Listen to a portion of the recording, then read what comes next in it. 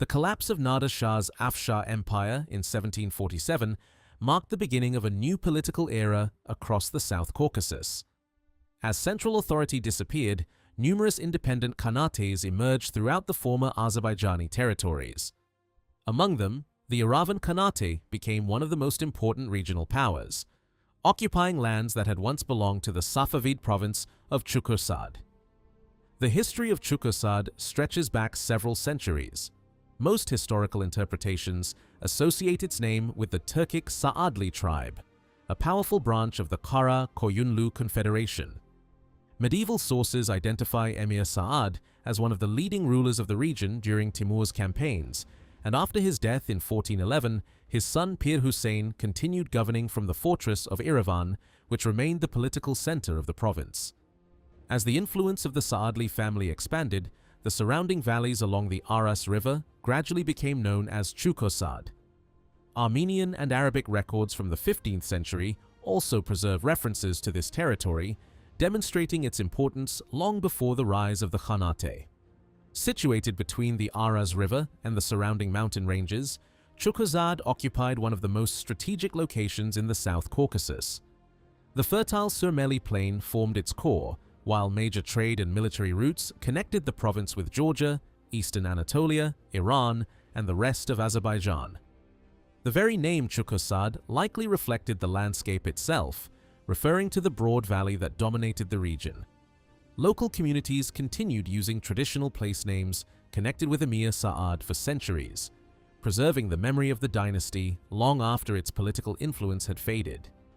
During the rule of the Kara Koyunlu dynasty, the province experienced important political changes. Internal rivalries eventually brought Chukursad under tighter central control, although its strategic frontier position ensured that it remained one of the most valuable regions in the state. Its borders shifted repeatedly as neighboring kingdoms and tribal powers competed for influence across the Caucasus. One event from this period would have lasting historical consequences. In 1441, the seat of the Armenian Catholicos was transferred from Cilicia to the monastery near Erivan with the approval of the Kara Koyunlu ruler, Jahan Shah. From that point onward, the monastery developed into the principal religious center of the Armenian Church, while successive Kara Koyunlu and Ak Koyunlu rulers generally allowed the institution to operate freely. As a result, the region gradually became not only a political frontier, but also an important religious center. At the beginning of the 16th century, the newly established Safavid Empire incorporated Chukursad into its expanding administration. The province became one of the Safavid Beylerbeyliks, with Erivan Fortress serving as its administrative capital. Because it bordered the Ottoman Empire, the province was governed by experienced military commanders chosen from leading Kizilbash tribes, particularly the Stajlu and Rumlu families. Their primary responsibility was defending one of the empire's most vulnerable frontiers. For more than a century, Chukursad stood at the center of the long struggle between the Safavid and Ottoman empires. Erivan Fortress changed hands several times as repeated campaigns devastated the region. Following the Treaty of Istanbul in 1590, Ottoman forces temporarily gained control and reorganized the province into new administrative districts. However, decades of warfare eventually ended with the Treaty of Kasr-e-Shirin in 1639, establishing a lasting frontier between the two empires. The long period of peace that followed allowed agriculture, commerce, and urban life throughout Chukursad to recover, laying the foundations for the emergence of the Erivan Khanate after the collapse of Safavid and Afshar authority in the 18th century. Following the restoration of Safavid control over the region, Chukursad continued to be administered by governors appointed directly by the Shahs. One of the most celebrated was Amirguna Khan Qajar, a distinguished commander whose victories against the Ottomans earned him the title Yellow Lion. After his death in 1625, leadership passed to his son Tamasibgulu Bey Qajar, another respected military figure who maintained Safavid authority along this crucial frontier. Throughout the 17th century, members of the Qajar family remained the dominant political force in the province, although several other governors later assumed office as the Safavid court reshuffled its provincial administration. Despite these changes, the province remained an important commercial center. Although political instability occasionally disrupted local affairs, Erivan prospered thanks to its position on major trade routes connecting Anatolia, the Caucasus, and the Iranian plateau. Merchants regularly arrived from neighboring cities, bringing silk, textiles, livestock, metal goods, and other valuable products. Its busy markets helped maintain economic life even during periods when the Safavid Empire itself was entering a gradual decline. The province's borders, however, were far less stable than its commercial importance. Repeated Safavid-Ottoman wars reshaped the political map of the region, reducing Chukosad's territory while transferring several neighboring districts between rival administrations. By the middle of the 17th century, the province largely consisted of Erivan, Nakhchivan, Maku, and parts of the surrounding districts. Although these frontiers shifted several times, Erivan remained the administrative and military heart of the province. During the early 18th century, the weakening of the Safavid monarchy encouraged provincial governors across Azerbaijan to exercise greater independence. At the same time, widespread rebellions further undermined central authority. One of the most significant uprisings erupted in Shirvan, where insurgents seized Shamaki and eliminated the provincial governor. Attempts by neighboring governors to suppress the revolt ended in failure, exposing how little control the Safavid government still possessed over its frontier provinces. The empire's internal crisis soon attracted foreign powers. In 1722, Afghan forces captured Isfahan, effectively bringing the Safavid state to the brink of collapse. Sensing an opportunity, Russia advanced southward and occupied territories along the Caspian coast, while the Ottoman Empire prepared its own campaign into the South Caucasus. Diplomatic agreements between the two empires allowed the Ottomans to expand into much of Azerbaijan without facing Russian opposition, placing Erivan directly in the path of a major invasion. The decisive struggle came in 1724 when a massive Ottoman army marched toward Erivan fortress. Contemporary accounts estimate that tens of thousands of Ottoman soldiers participated in the campaign, making it one of the largest military operations in the region during that period. Facing overwhelming numbers, the defenders, led by the provincial governor Aligulu Khan, organized a determined resistance. Soldiers and civilians fought side by side, transforming the fortress into the center of one of the longest and fiercest sieges in the Caucasus. For several months, Ottoman assaults repeatedly failed to break the city's defenses. Heavy casualties forced the attackers to pause their operations on several occasions, while additional reinforcements had to be summoned from other parts of the empire. Contemporary observers describe the siege as an exhausting struggle in which the defenders launched counterattacks, inflicted severe losses on the besieging army, and resisted far longer than the Ottomans had expected. The campaign demonstrated both the strategic importance of Erivan and the determination of its defenders to hold one of the Safavid frontier's strongest fortresses. The siege of Erivan became one of the most determined defenses in the history of the South Caucasus. For weeks, the fortress withstood constant artillery fire and repeated assaults, frustrating the Ottoman commanders despite their overwhelming numerical advantage. As casualties mounted, the Ottoman leadership admitted that victory would not come easily and appealed to Sultan Ahmed III for substantial reinforcements. Fresh troops soon arrived, but even these additional forces failed to achieve a quick breakthrough. Inside the fortress, however, conditions steadily worsened. Food, ammunition, and essential supplies became increasingly scarce, while no major relief force appeared to break the siege. After more than 3 months of relentless fighting, the exhausted defenders were finally forced to open negotiations. In October 1724, after 92 days of resistance, the Ottomans captured Erivan fortress. Although the city eventually fell, the victory came at an enormous cost. Contemporary accounts describe the campaign as one of the bloodiest Ottoman operations in the Caucasus, with thousands of soldiers killed before the fortress was finally secured. Following the occupation, the Ottoman administration quickly established its authority.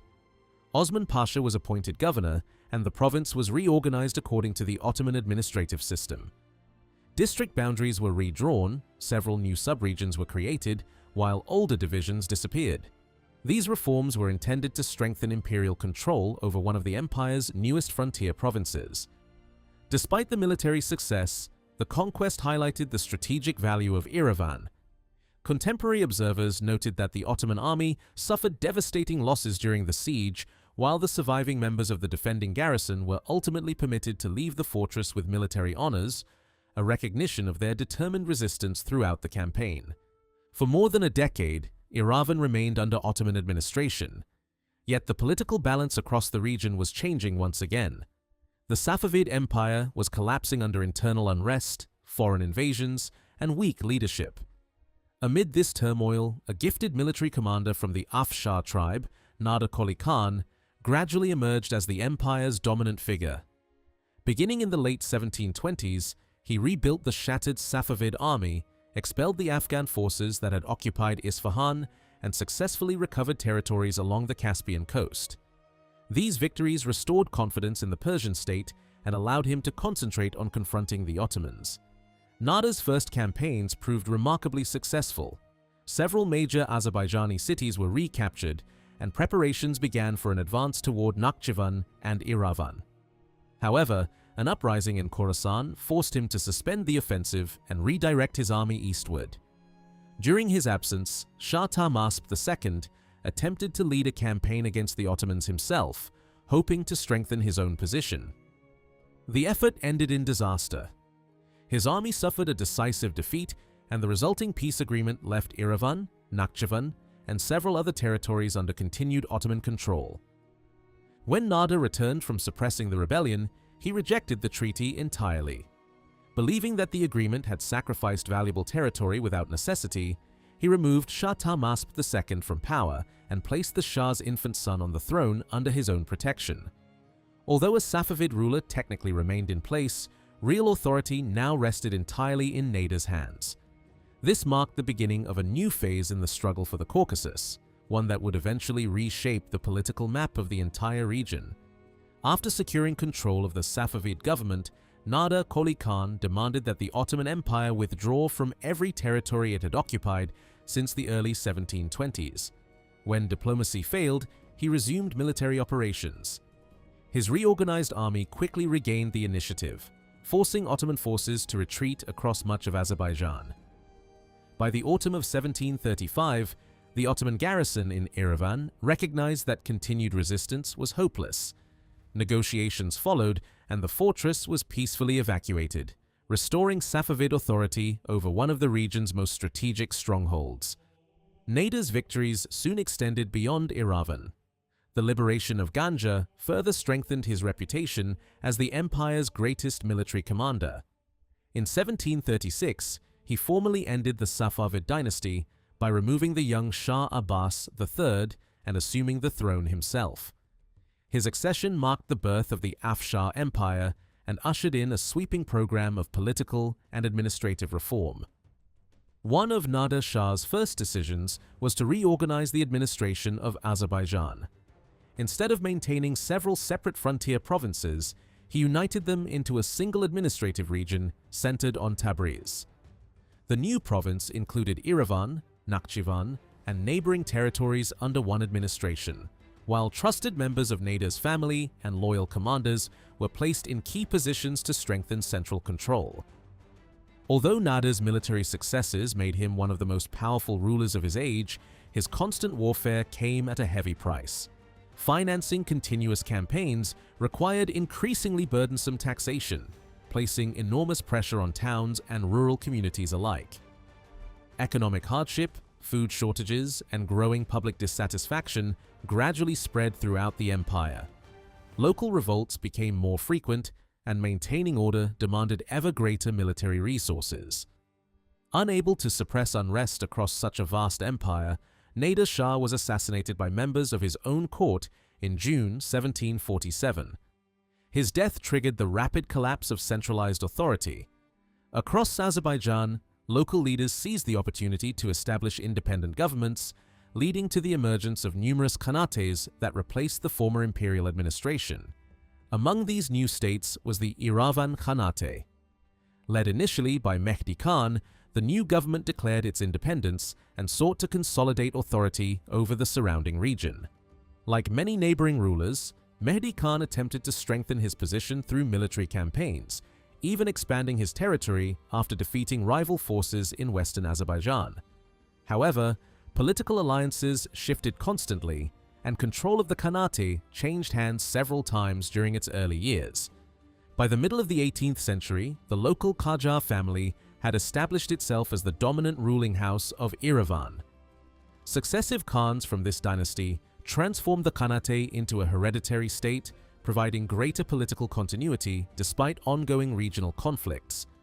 Leadership passed from one member of the family to another as neighboring Khanates, Georgian rulers, Afghan commanders, and Persian authorities all competed for influence in the South Caucasus. Toward the end of the century, the growing ambitions of the Qajar dynasty in Iran increasingly affected Erivan's internal affairs. Muhammad Hossein Khan sought to preserve the Khanate's independence by carefully balancing relations with both Iran and neighboring powers. His cautious diplomacy, however, eventually aroused suspicion in Tehran. He was arrested more than once by the Qajar court, briefly removed from power, later restored, and finally imprisoned again, after refusing to submit completely to the authority of Fath Ali Shah and Crown Prince Abbas Mirza. His downfall reflected the increasingly difficult position of the Caucasian Khanates, which found themselves caught between expanding regional empires while struggling to preserve their own autonomy. After Muhammad Hossein Khan was removed from office in 1805, the leadership of the Erivan Khanate entered another period of uncertainty.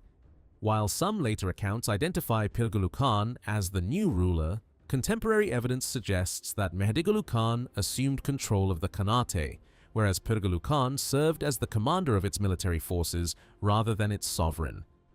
This distinction is supported by several historical records describing the political transition that followed Muhammad Hossein Khan's imprisonment. Mehdigulu Khan was an experienced military commander who had earned distinction in the service of the Qajar court. Nevertheless, his administration quickly became unpopular. Heavy taxation and harsh financial policies placed increasing pressure on the local population, eventually provoking a widespread uprising in Erivan during the summer of 1806. Faced with growing unrest, the Qajar government decided to replace him with Ahmad Khan, the governor of Tabriz and Maraga. Ahmad Khan entered Erivan with a substantial military force and was welcomed as the new governor. Unlike his predecessor, he soon gained the confidence of many local inhabitants. His rule, however, proved exceptionally brief. Only a few months after taking office, an epidemic swept through the region, leaving him seriously ill and unable to manage state affairs. His death in October 1806 ended what had appeared to be a promising administration before it had truly begun. Although Muhammad Hossein Khan returned to Erivan following Ahmad Khan's death, he was never able to recover his former authority. Instead, leadership gradually shifted back to the influential local Qajar dynasty. Soon afterward, Hosseinghulu Khan Qajar became the final ruler of the independent Erivan Khanate, marking the beginning of its last political chapter before the Russian conquest. Hosseinghulu Khan was far more than a provincial governor. Having previously served the Qajar court in several important military and administrative positions, he was entrusted with broad authority over the frontier. After assuming power in Erivan, he received the prestigious title of Sardar, making him commander of both the province's civil administration and its military forces. With direct control over large cavalry and infantry units stationed along the Aras frontier, he became one of the most influential leaders in the South Caucasus during the early 19th century. His younger brother, Hassan Khan Qajar, also emerged as a respected military commander and played a central role in defending the Khanate during the coming wars against the expanding Russian Empire. Together, the two brothers devoted much of their rule to preserving the independence of Erivan as pressure from both Tehran and St. Petersburg continued to intensify. From its establishment in 1747 until its final years in the 1820s, the Erivan Khanate was governed primarily by members of the local Qajar family. Throughout this period, its rulers sought to preserve their autonomy while navigating the growing rivalry between the Qajar state and Imperial Russia. Their struggle would ultimately shape the final decades of the Khanate's independent existence and set the stage for the dramatic conflicts that soon transformed the political future of the Caucasus. From the 15th century onward, the religious importance of the monastery near Etchmiadzin grew significantly after the Armenian Catholicos transferred his seat from Cilicia to the region. Over the following centuries, the institution steadily expanded its influence by acquiring villages, farmland, and other properties through purchases, royal grants, and donations. As its wealth increased, the monastery developed into one of the most influential religious and economic centers in the South Caucasus, attracting growing Armenian communities to the surrounding countryside. Throughout the rule of the Kara Koyunlu, Aku Koyunlu, and later the Safavid dynasty, the church benefited from long periods of political stability that allowed it to strengthen its landholdings. European missionaries also maintained close contact with Armenian religious leaders, encouraging the development of ecclesiastical institutions in the region. Rather than settling immediately inside the city of Erivan, many Armenian families initially established themselves around church estates and neighboring villages, where new agricultural communities gradually emerged over time. The long series of Ottoman Safavid wars played a major role in reshaping the demographic landscape of the province. Military campaigns repeatedly devastated rural districts, forcing many local inhabitants to abandon their homes while others fled temporarily to safer mountain regions. As conflict disrupted everyday life, abandoned or weakened settlements were gradually repopulated, and the ownership of land changed hands through purchase, migration, or government grants. These decades of warfare transformed both the economy and settlement patterns across much of the region. Safavid rulers, particularly Shah Abbas I, encouraged commerce and granted privileges to several Christian communities involved in long-distance trade. These policies strengthened commercial networks while helping religious institutions accumulate greater economic resources.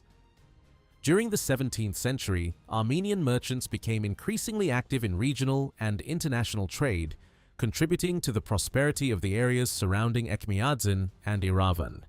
The 18th century brought another wave of demographic change. Nader Shah's military campaigns, population transfers, and continuous warfare affected communities across the Caucasus. At the same time, returning migrants and newly arriving settlers gradually altered the composition of several districts. Although the ethnic balance evolved over time, contemporary European travelers consistently described Erivan as a multicultural frontier city inhabited by Muslims, Armenians, and several smaller religious and ethnic communities living side by side. Most accounts noted that Muslims formed the majority of the population, while Armenians represented an important minority concentrated in particular towns and villages. Travelers visiting Erivan during the late 18th and early 19th centuries portrayed the city as a prosperous provincial center surrounded by orchards, vineyards, and fertile farmland protected by impressive defensive walls. Its strategic position on major trade routes connected the Caucasus with Persia and Anatolia, making it an active commercial hub despite the frequent wars that affected the wider region. Agriculture, animal husbandry, and regional trade formed the foundation of the local economy, while numerous villages supported the urban population through farming and seasonal pastoralism. One of the most valuable sources for understanding the population of the Erivan Khanate is the Russian imperial census conducted shortly after the conquest of the region in the early 19th century. Although compiled under new political circumstances, it provides detailed information about settlements, tribal communities, and the ethnic diversity that characterized the Khanate during its final years. The records describe a population composed primarily of Muslim communities, alongside substantial Armenian settlements and a variety of smaller groups, illustrating the complex social structure that had developed through centuries of migration, imperial rivalry, and frontier politics. Among the most prominent Muslim communities were various Turkic tribal groups, including branches of the Qajars, Bayats, Sadlis, Irumlus, Garapapags, and several others that had long played important political, military, and economic roles throughout the province. By the early 19th century, the Erivan Khanate had developed into one of the most diverse regions of the South Caucasus. Contemporary censuses and travel accounts describe a population composed of Muslims, Armenians, Kurds, and several smaller communities living across hundreds of towns and villages. Although the exact figures vary from one source to another, historians generally agree that the Muslim population formed the clear majority before the Russian conquest, while Armenian communities were concentrated in specific districts and religious centers rather than being evenly distributed throughout the Khanate. Years of war had left a lasting mark on the countryside. Numerous villages had been abandoned during the prolonged conflicts between the Ottoman and Safavid empires, while others were gradually repopulated as political conditions changed. Population movements, forced migrations, military campaigns, and economic hardship all contributed to reshaping the demographic landscape over several centuries. By the beginning of the 19th century, many settlements still bore the consequences of these earlier upheavals, with abandoned farmland and deserted villages remaining visible across parts of the province. The city of Erivan itself remained the political, military, and administrative heart of the Khanate. European travelers who visited the city during the 17th and 18th centuries consistently described a well-fortified urban center surrounded by gardens, orchards, and vineyards. Behind its defensive walls stood the residence of the Khan, military barracks, government buildings, mosques, marketplaces, and residential quarters that reflected the city's importance as one of the principal frontier strongholds between Persia and the Ottoman Empire. Foreign visitors also emphasized Erivan's commercial vitality. Merchants from neighboring regions regularly arrived to trade agricultural products, textiles, livestock, and luxury goods. While Armenian merchants played an active role in commerce and maintained religious institutions in and around the city, the administration, military establishment, and political leadership remained centered around the ruling Muslim elite of the Khanate. Erivan's position on important trade routes ensured that economic activity continued even during periods of regional instability. Russian officials who surveyed the region after its conquest compiled extensive demographic records that remain among the most valuable sources for studying the late Erivan Khanate. These documents reveal a remarkably diverse frontier society shaped by centuries of migration, warfare, and imperial competition. Alongside Armenian communities, the Khanate was home to numerous Turkic tribal groups, Kurdish communities, and other smaller populations that together formed a complex social and political landscape. Many of the leading administrative and military families belonged to long-established Turkic tribes, particularly branches of the Qajars, who had governed the province for generations before the Russian advance into the Caucasus. The economy of the Erivan Khanate formed an important part of the wider economic network of Azerbaijan. Thanks to its fertile plains and strategic location between Persia, Anatolia, and the Caucasus, the Khanate developed into a prosperous agricultural and commercial center during the 18th century. Its markets maintained active trade with neighboring Azerbaijani Khanates, while merchants also carried local products to foreign markets. Contemporary travelers frequently described Erivan as one of the richest provinces in the region, praising both its fertile farmland and its thriving commercial activity. Agriculture was the foundation of the Khanate's economy. Wheat and barley were the principal crops, particularly in the fertile districts surrounding Erivan, while rice cultivation flourished in well-irrigated lowlands. Cotton was another valuable product and supplied local weaving workshops as well as regional trade. Farmers also cultivated flax, sesame, tobacco, vegetables, and numerous fruit varieties, reflecting the remarkable agricultural diversity of the province. Silk production was equally important, supported by extensive mulberry groves that supplied the growing sericulture industry. The region also enjoyed a long tradition of viticulture and fruit growing. Vineyards, orchards, and gardens surrounded Erivan and many nearby settlements, producing grapes, melons, cucumbers, herbs, and other valuable crops. Historical records show that seeds from the region were sought after by neighboring rulers, illustrating the reputation of local agriculture beyond the borders of the Khanate. Although many orchards suffered during successive wars, farming quickly recovered whenever peace returned. Livestock breeding formed the second pillar of the economy.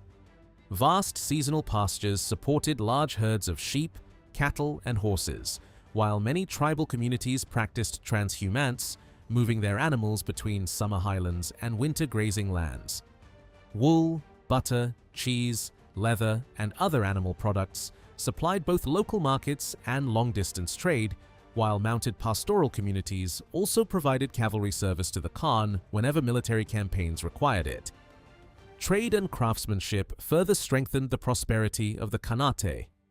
Caravans regularly arrived from Tabriz, Kars, Erzurum, Van, Tiflis, and other regional centers to purchase grain, cotton, rice, livestock products, salt, leather, and textiles. In return, Erivan imported luxury goods and manufactured products from neighboring regions.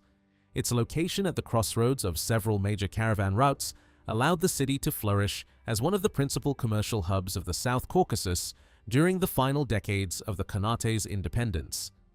Craft production was one of the strongest pillars of the Erivan Khanate's economy. Like other Azerbaijani states of the period, the Khanate possessed a well-developed tradition of handicrafts that supplied both local needs and regional markets. Textile production occupied a particularly important place. Wool obtained from the region's large sheep herds was transformed into carpets, kilims, saddle blankets, sacks, felt goods, winter clothing, gloves, and socks. Contemporary records indicate that weaving was practiced on such a broad scale that almost every household owned its own loom, making textile production an essential part of everyday economic life. Alongside weaving, pottery flourished thanks to abundant local clay deposits, and several villages became known for specializing in ceramic production that supplied surrounding districts. Closely connected with the textile industry was the art of dyeing. Local craftsmen produced high-quality natural dyes, including the famous crimson cochineal pigment, which became well known beyond the region. Contemporary researchers even compared the quality of Erivan's dyes with those produced in Mexico, one of the world's leading centers of cochineal production. Leatherworking represented another major craft. Tanneries processed both local hides and leather imported from neighboring provinces, producing saddles, harnesses, boots, belts, and equipment required by both civilians and cavalry units.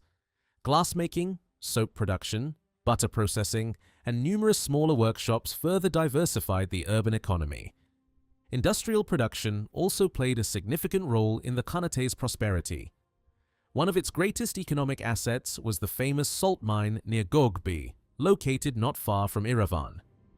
Together with the salt mines of Nakhchivan, it supplied much of the South Caucasus with one of the region's most valuable commodities.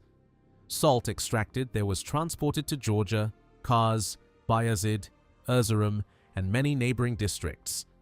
Because demand remained consistently high, multiple extraction sites operated simultaneously, generating substantial annual revenue for the Khan's treasury. The administration carefully supervised production by appointing trusted officials to oversee mining operations and regulate distribution. Trade represented another major source of wealth. The Erivan Khanate occupied a strategic position where several international caravan routes crossed between Persia, Anatolia, the Caucasus, Central Asia, and even India. As caravans passed through the province, customs duties, road protection fees, and commercial taxes generated significant income for the government. To manage this activity, officials supervised customs stations, protected merchants along caravan routes, and collected transit taxes at key checkpoints.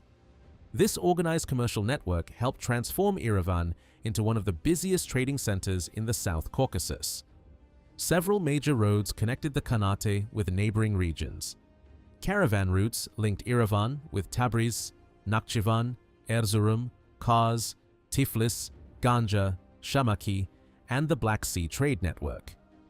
Merchants traveled these roads carrying silk, grain, rice, cotton, salt, leather, livestock products, textiles, and manufactured goods. Numerous caravanserais, bridges, warehouses, customs stations, and bazaars supported this extensive commercial system. By the early 19th century, Erivan itself had become the principal marketplace of the Khanate, where imported goods were stored before redistribution and local products were prepared for export across the region. Domestic commerce expanded alongside international trade. Hundreds of shops operated throughout the capital, while caravanserais provided accommodation for merchants arriving from distant regions. Transactions were conducted using both locally minted copper coins and various foreign currencies that circulated throughout the Caucasus and Persia. The city's mint produced coins recognized for their quality, reflecting the economic importance of Erivan within regional trade networks. Standard systems of weights and measurements also facilitated commercial exchange between local producers and foreign merchants. The Khanate's productive economy depended on an extensive network of supporting facilities. Hundreds of watermills processed grain harvested from surrounding farmland, while oil presses extracted vegetable oils from sesame and other crops. Rice mills, brickworks, and additional workshops met local demand while contributing to regional trade. Rivers flowing toward Lake Goicha also supported fishing, providing another valuable source of food and income for rural communities. Together, agriculture, craftsmanship, mining, and commerce created a remarkably diversified economy that enabled the Erivan Khanate to remain one of the wealthiest frontier states in the South Caucasus.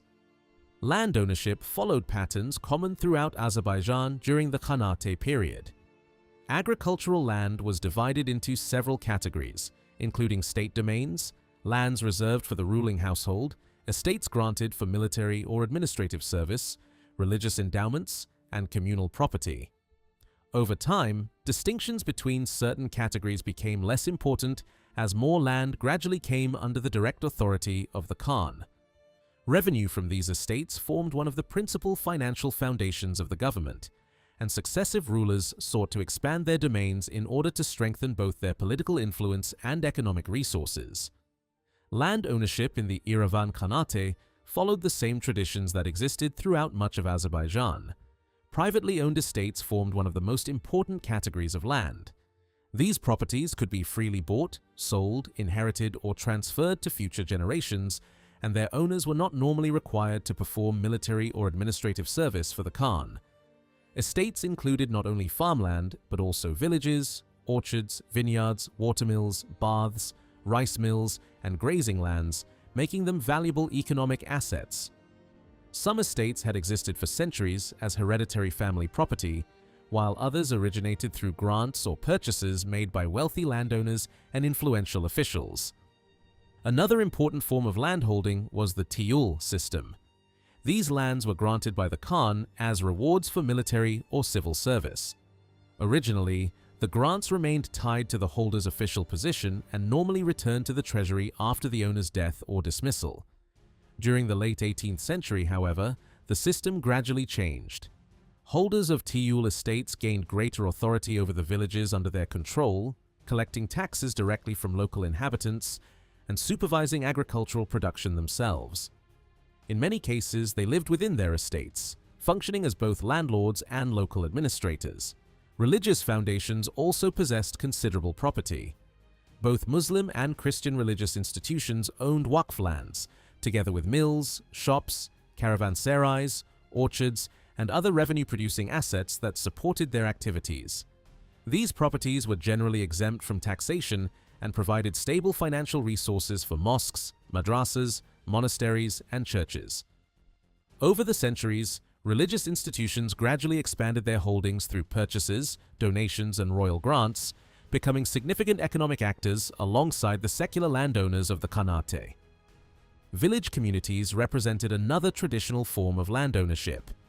Many rural settlements collectively managed agricultural land, pastures, and local resources through communal institutions. These communities were responsible for organizing cultivation, distributing fields, maintaining irrigation systems, and fulfilling their tax obligations to the Khan. Such arrangements had existed for generations and remained an essential feature of rural life throughout the Khanate. The financial system of the Erivan Khanate relied on a wide range of taxes collected in both agricultural products and money. Peasants formed the principal tax-paying class, while many nobles and high-ranking officials enjoyed exemptions. The most important levy was the crop tax, paid as a fixed share of the annual harvest. Livestock owners contributed separate grazing taxes for using state pastures, while shepherds also supplied butter, wool, and other animal products. Additional taxes were imposed on orchards, weaving, gardens, markets, and various urban crafts, reflecting the diversity of the Khanate's economy. Urban residents were subject to their own financial obligations. Merchants, craftsmen, and workshop owners paid commercial taxes, while special levies supported services such as the city's night watch. Caravan traffic, markets, and commercial activity generated further revenue through customs duties and transit fees. Besides official taxation, it was customary for subjects to present seasonal gifts or ceremonial offerings to the Khan and local authorities during major festivals and public celebrations, adding another traditional element to the fiscal system. Agriculture and pastoralism remained closely connected to this taxation structure. Farming communities primarily paid taxes through grain and other crops, whereas semi-nomadic and pastoral groups fulfilled their obligations through livestock-related payments and military service when required. This combination of agricultural taxes, commercial duties, and pastoral contributions formed the financial foundation of the Erivan Khanate, supporting both the administration and the armed forces throughout its final decades as an independent state. The taxation system of the Erivan Khanate reflected the administrative traditions common throughout the Azerbaijani Khanates. Following the Russian conquest in 1827 to 1828, the new imperial administration reviewed the tax structure that had existed under the Khans. Russian officials even investigated whether Armenian communities had previously been subject to any special religious taxes so that such obligations could be abolished if necessary. Contemporary correspondence between Russian administrators and Armenian church leaders indicated that no separate religious tax had been imposed on Armenians under the former Khanate administration. Instead, tax obligations generally depended on land ownership, agricultural production, and economic activity rather than on religious affiliation. Contemporary records also suggest that Armenian communities mainly contributed through taxes connected with wine production in the districts where vineyards were concentrated. Alongside regular taxation, rural communities were expected to perform compulsory labor known as biyar and avariz. Every farming household was required to devote several days each year to cultivating the estates of landlords without payment. Additional days of communal labor were also required for maintaining agricultural lands, infrastructure, and other obligations connected with estate management. These labor services formed a normal part of the rural economy and existed alongside crop taxes and other financial duties imposed on the peasantry. Religious foundations enjoyed a different legal status. Lands belonging to mosques, monasteries, and other religious institutions were generally classified as waqf property and were exempt from many ordinary taxes. These estates often possessed additional privileges granted by successive rulers, allowing them to generate revenue through agriculture, vineyards, mills, shops, and other productive assets. Such exemptions strengthened the financial position of religious institutions and enabled them to play an important role in both the economic and social life of the Khanate. The Erivan Khanate occupied a strategically important position in the southwestern part of present-day North Azerbaijan, extending across both banks of the Aras River during much of its history. Because it stood at the crossroads of the Caucasus, Anatolia, and Iran, its frontiers frequently shifted as successive wars and political agreements altered the balance of power in the region. Contemporary historians often described its borders differently, reflecting the constant military and diplomatic changes that characterized the 18th century. At its greatest extent, the Khanate stretched across the fertile Aras Valley and shared frontiers with the Pambak, Shamsadil, and Gazakh sultanates to the north, the Ganja, Karabakh, and Nakhchivan Khanates to the east, the Khoi and Maku Khanates to the south, and the Ottoman Pashaliks of Bayazid, Kars, and Kagizman to the west. Covering roughly 11,000 square versts, it ranked among the larger political entities of the South Caucasus. Its landscape combined fertile plains, mountain ranges, major rivers, and Lake Goicha, creating both rich agricultural land and natural defensive barriers. The Khanate's frontiers rarely remained fixed for long.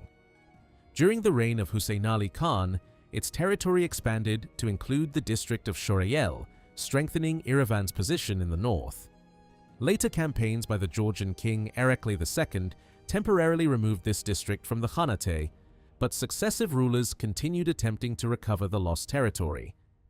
At the end of the 18th century, Aga Muhammad Shah Qajar also reorganized several frontier districts, temporarily placing regions such as Pambak and Borchali under the authority of the Khan of Erivan.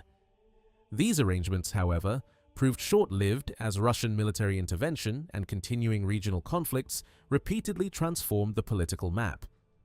Administratively, the Erivan Khanate followed the same system used throughout the Azerbaijani Khanates. The country was divided into mahals, or districts, which were themselves composed of villages. At the center stood the city of Erivan, the political, military, and economic capital of the state. Surrounded by fertile gardens and cultivated land, the city occupied a large area and was bordered by several important districts that connected it to the rest of the Khanate. The city itself consisted of two principal sections: the inner city, dominated by the famous Erivan fortress, and the larger outer city. Originally constructed during the Ottoman-Safavid Wars in the late 16th century, the fortress was rebuilt and strengthened many times over the following centuries, becoming one of the strongest defensive positions in the South Caucasus. Standing above the Zangi River, it was protected by deep moats, massive double walls, and only two heavily fortified gates. Underground water channels connected the fortress to nearby rivers, allowing defenders to withstand lengthy sieges. Contemporary visitors described it as a heavily armed military center containing barracks, government buildings, mosques, warehouses, and the residence of the Khan, guarded by a permanent garrison supported by artillery. Beyond the fortress stretched the outer city, which was divided into three major quarters. Shahri, the oldest district, formed the commercial heart of Erivan, containing the central bazaar, caravanserais, public squares, workshops, and bathhouses that served merchants arriving from across the Caucasus and the Middle East.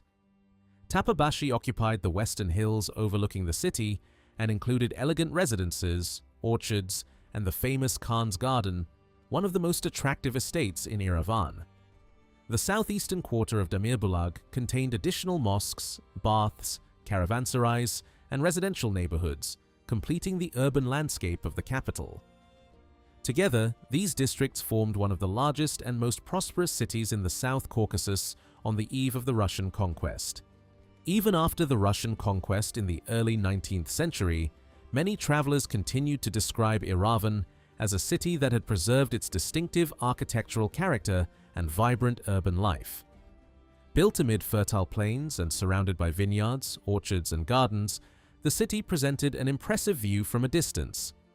White houses, elegant mosques with colorful tiled domes and slender minarets, the massive fortress rising above the Zangi River, and long rows of cypress trees created a landscape that visitors frequently praised as one of the most attractive in the South Caucasus.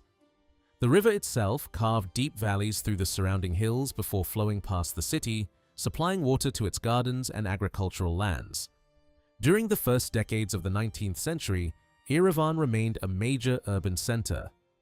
Contemporary descriptions mention more than 1,700 houses, several public squares, numerous mosques and churches, caravanserais, bathhouses, hundreds of shops, mills, vineyards, orchards, and other facilities that supported the city's economic life. Although different travelers recorded slightly different figures, they all portrayed Erivan as a prosperous commercial center whose economy rested on trade, agriculture, and craftsmanship. Besides the capital, the Sardarabad fortress represented the Khanate's second great military stronghold. Constructed during the rule of Hosseingulu Khan in the early 19th century, it was designed to strengthen the western frontier of the state. The fortress stood on the left bank of the Aras River and was protected by massive double walls reinforced with numerous defensive towers. Deep moats surrounded much of the complex, while inside stood the governor's palace, residential quarters, a mosque, workshops, mills, dairies, gardens, and markets. Hundreds of families lived within its walls, supporting themselves through farming, livestock breeding, weaving, blacksmithing, tailoring, and small-scale trade. Together with Erivan Fortress, Sardarabad formed one of the principal defensive systems guarding the Khanate against invasion from the west. The administrative organization of the Erivan Khanate closely resembled that of the other Azerbaijani Khanates. The territory was divided into mahals, or districts, each governed by a naib or mahal bey appointed with the approval of the Khan. These officials supervised local administration, maintained security, collected taxes, and in many cases exercised judicial authority. Villages within each district were managed by local headmen responsible for implementing government decisions and organizing the collection of revenue. Rather than receiving fixed salaries, most officials were compensated through a share of the taxes collected in their districts. Originally, the Khanate consisted of 12 administrative districts, but during the reign of Hossein Khan, 3 additional mahals were established, bringing the total to 15. The boundaries of these districts were determined largely by irrigation systems, river valleys, and agricultural needs, ensuring that each mahal possessed access to productive farmland and reliable water supplies. This administrative structure greatly facilitated tax collection, agricultural management, and local defense. Among the largest districts was Kirkbulag, which surrounded much of the capital and later evolved into the separate districts of Kirkbulag and Zangibasa. Gani Vedibasa, originally administered as a single unit before being divided into Ganibasa and Vedibasa, occupied the fertile valleys watered by the Gani, Vedi, and Gapan rivers. Sharur controlled the southeastern frontier along the Apache River, while Somali stretched across the southwestern plains on the right bank of the Aras and became one of the Khanate's most densely populated pastoral regions. Darakan Parchenis, created during the 18th century, included the famous Gogbi salt mines, an important source of revenue for the government. Further to the northwest lay Sadli and Tallinn, both strategically positioned along important frontier routes linking the Khanate with Ottoman territory and the Black Sea trade network. Tallinn, in particular, became well known for its caravanserai and its role in long-distance commerce. Nearby, Seyidli Aksakli occupied the slopes of Mount Alagos and was organized around villages inhabited by 2 major tribal communities. Together, these districts formed the administrative backbone of the Erivan Khanate, combining fertile agricultural lands, busy caravan routes, strategic fortresses, and mountain pastures into a unified frontier state that remained one of the most important political entities in the South Caucasus until the Russian conquest. Sardarabad was one of the largest and most strategically valuable districts of the Erivan Khanate. Situated along the northern bank of the Aras River, it occupied fertile agricultural lands while also protecting the Khanate's western frontier. During the reign of Hossein Khan, the magnificent Sardarabad fortress was constructed here, becoming both the district's administrative center and one of the strongest military fortifications in the region. The Khan himself frequently resided in the fortress, reflecting its political and strategic importance. Contemporary records describe around 30 villages within the district, although years of warfare had left several of them abandoned by the early 19th century. To the east lay Gabibasa, another productive district whose fertile lands were irrigated by the Gani, Abaran, and Aras river systems. Ashtarak served as its principal settlement, while numerous villages supported agriculture, orchards, and livestock breeding. Owing to its proximity to the capital, Gabibasa occupied an important position within the Khanate's economy and administration. Some historical descriptions even associated the religious center of Ekmiadzin with this district, although Erivan itself remained an independent administrative capital governed directly by the Khan. Further north, Abaran stretched across the highlands between the Alagos and Pambak mountain ranges. Unlike the fertile lowlands, this district was sparsely populated because it stood directly along the frontier and repeatedly became the scene of military campaigns. Many villages were abandoned during successive wars, while pastoral tribes continued to use the region's extensive mountain pastures. The influential Chobangara Tribal Confederation occupied much of the district and played an important role in both livestock production and frontier defense. Darachichak, located between Lake Goicha and the Upper Zangi River Valley, was famous for its pleasant climate and abundant water resources. Fed by the Zangi and Mizgansu rivers, it supported fertile farmland, orchards, and summer pastures. Because of its cooler weather and scenic landscape, it became a favored seasonal residence for officials of the Erivan Khanate. Despite repeated conflicts that destroyed many villages, Darachichak remained one of the most attractive and productive districts of the state.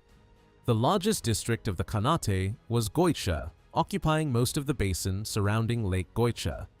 Although its territory was vast, its population remained relatively small because the region had repeatedly become a battlefield during conflicts involving neighboring powers. More than 100 villages were recorded in contemporary surveys, yet many had already fallen into ruin by the beginning of the 19th century. The inhabitants relied primarily on livestock breeding, taking advantage of the extensive mountain pastures surrounding the lake, while Kavar served as the district's principal administrative center. Each mahal functioned as an independent administrative district under the supervision of a mahal bey or naib. Although these offices often remained within the same families, every appointment required the Khan's approval. Besides collecting taxes and supervising agriculture, these officials maintained public order, protected roads, organized local defense, settled disputes, and exercised limited judicial authority. Over time, some powerful district governors accumulated considerable influence, occasionally treating the territories under their control almost as hereditary estates whenever the central government weakened. Continuous warfare had a devastating impact on the countryside. Repeated invasions, particularly those launched from neighboring Georgia, destroyed hundreds of settlements across the Khanate. Early 19th century surveys indicate that nearly one-third of all recorded villages had already been abandoned, leaving behind ruined farmland and depopulated districts that reflected decades of conflict and political instability. Justice in the Erivan Khanate rested upon a combination of Islamic law, local custom, and royal authority. The Sharia courts handled most legal matters, while the Khan himself possessed supreme judicial power and could personally decide major civil and criminal cases, including capital punishment. Village elders also played an important role by resolving everyday disputes according to local traditions, and only unresolved cases were referred to district judges or higher courts. This layered judicial system allowed local communities to settle minor disagreements while preserving the Khan's ultimate authority over the administration of justice.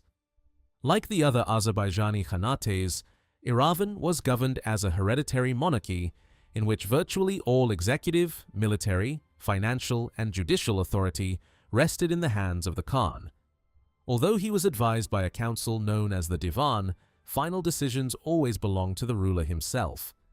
The palace administration included high-ranking officials responsible for finance, taxation, treasury management, fortress administration, accounting, state estates, and storage facilities, while military affairs remained under the Khan's direct command.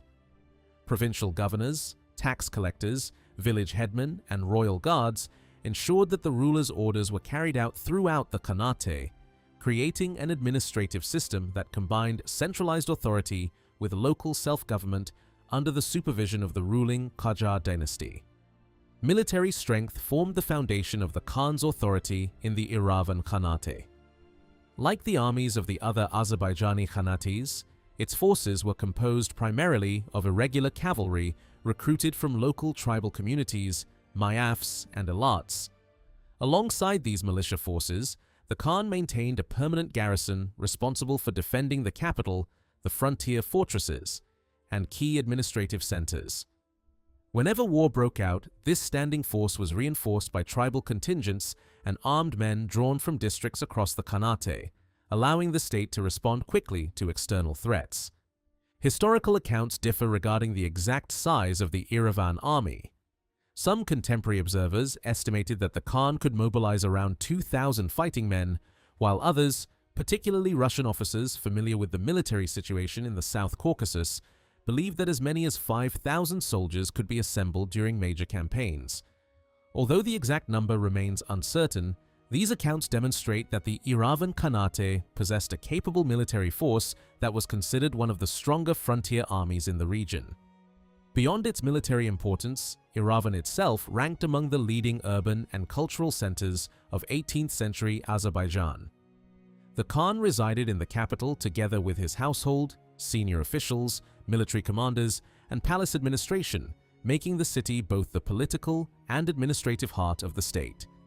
Responsibility for governing the city rested with officials appointed directly by the Khan, including the Kalantar, who supervised civil affairs, and the Galabei, who commanded the fortress. Supporting them were a network of subordinate officers responsible for maintaining order, carrying out official decrees, and overseeing the daily administration of the capital. Overall, the governmental structure of the Erivan Khanate closely resembled that of the other Azerbaijani Khanates. Executive authority, military command, judicial power, and financial administration ultimately remained concentrated in the hands of the Khan. Every level of the administration, from provincial governors and military officers to local officials in the capital, functioned within a centralized system designed to enforce the ruler's authority, maintain stability throughout the Khanate, and ensure the effective defense of one of the South Caucasus's most strategically important frontier states. Despite the repeated wars that devastated the region, the Erivan Khanate remained an important center of learning, literature, and artistic achievement throughout the 18th and early 19th centuries. Its capital, Erivan, developed into one of the leading cultural cities of the South Caucasus, where religious buildings, palaces, fortifications, caravanserais, baths, and public monuments reflected a rich architectural tradition. Numerous manuscripts, inscriptions, decorative artworks, and historical monuments created during the Khanate period survived long enough to be described by contemporary travelers and scholars, providing valuable insight into the region's intellectual and cultural life. Much of what is known today about the cultural landscape of the Erivan Khanate comes from the observations of European travelers and later Russian officials who visited the region before and shortly after the Russian conquest. Their descriptions portray a flourishing urban civilization distinguished by monumental architecture, refined craftsmanship, and an active literary environment. Although many of these monuments later disappeared during the 19th and 20th centuries, contemporary accounts preserve detailed descriptions of mosques, tombs, fortresses, inscriptions, public buildings, and works of decorative art that once dominated the city and its surrounding districts. Education occupied an important place within the Khanate's social life. As in the other Azerbaijani Khanates, most formal instruction took place in schools attached to mosques and in madrasas. Religious scholars supervised education, while students progressed from elementary instruction under mudaris teachers to advanced studies guided by experienced vice scholars. Madrasas contained not only classrooms, but also residential quarters where students lived during their studies. Distinguished theologians and jurists attracted pupils from different parts of the country, and by the final years of the Khanate, several hundred students were receiving education in Erivan alone. The curriculum extended well beyond religious instruction. Students first mastered Arabic grammar, reading, and the Quran before advancing to Islamic law, theology, and legal interpretation. Higher education also included logic, mathematics, geometry, astronomy, medicine, philosophy, and other intellectual disciplines that formed the foundation of classical Islamic scholarship. Literature occupied a similarly important position. The poetry of celebrated Eastern masters such as Nizami, Ferdowsi, Jami, Hafiz, Saadi, and Rudaki was widely studied, memorized, and recited. Calligraphy was regarded as an essential skill, and beautifully handwritten manuscripts formed an important part of scholarly life throughout the Khanate. Education was not limited to religious institutions. Wealthy families frequently employed private tutors to educate the children of khans, military commanders, merchants, and leading officials. Contemporary observers remarked that copies of the Quran, religious texts, and educational works could be found in many Muslim households, illustrating the widespread importance attached to literacy and learning. These descriptions present Erivan as one of the principal intellectual centers of Azerbaijan during the Khanate period, where scholarship, literature, and religious education flourished alongside political and commercial life. The artistic heritage of the Erivan Khanate was equally impressive. Stone inscriptions decorated fortresses, mosques, caravanserais, baths, palaces, bridges, and public buildings, while tombstones, ram-shaped grave markers, wooden carvings, metalwork, ceramics, and other works of decorative art demonstrated the high level of local craftsmanship. Construction projects undertaken during the 18th century included the expansion of the Erivan and Sardarabad fortresses, the Sardar's palace, religious buildings, marketplaces, and numerous public structures that shaped the appearance of the capital. Among the most remarkable surviving monuments associated with the region is the mausoleum at Jafarabad, erected in 1414 by Pir Hussein in memory of his father, Amir Sa'ad of the Kara Koyunlu dynasty. Built from locally quarried volcanic stone, the 12-sided structure rises beneath an elegant dome and is decorated with Arabic inscriptions from the Quran carved in refined Naskh script. Architectural historians have long regarded it as one of the finest surviving examples of medieval Islamic architecture in the region, preserving the memory of the political and cultural traditions that later continued under the Erivan Khanate. Contemporary accounts also mention that several neighboring mausoleums once stood beside it, illustrating the richness of the area's monumental heritage. The cultural heritage of the Erivan Khanate extended far beyond its educational institutions. Throughout the capital and the surrounding districts, stone inscriptions, mausoleums, mosques, fortresses, palaces, caravanserai, and public buildings reflected a sophisticated architectural tradition that had developed over many centuries. Epigraphic monuments occupied a particularly important place within this heritage. Inscriptions carved onto tombstones, mausoleums, public buildings, and everyday objects recorded the names, professions, social status, and dates of death of prominent individuals. Many gravestones were decorated with symbolic motifs, Quranic verses, elegant Naskh calligraphy, floral ornamentation, crescents, geometric patterns, and stylized representations of the Tree of Life, illustrating the remarkable level of artistic craftsmanship achieved by local stone carvers.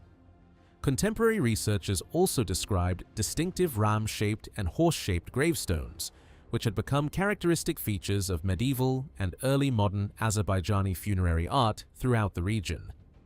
Architecture flourished throughout the Khanate, despite the destruction caused by frequent wars. The ruling Khans devoted considerable resources to strengthening defensive fortifications while also constructing palaces, mosques, caravanserais, baths, bridges, and elegant private residences. Particular attention was paid to urban planning within the capital, where residential neighborhoods developed around public squares, markets, religious buildings, and administrative centers.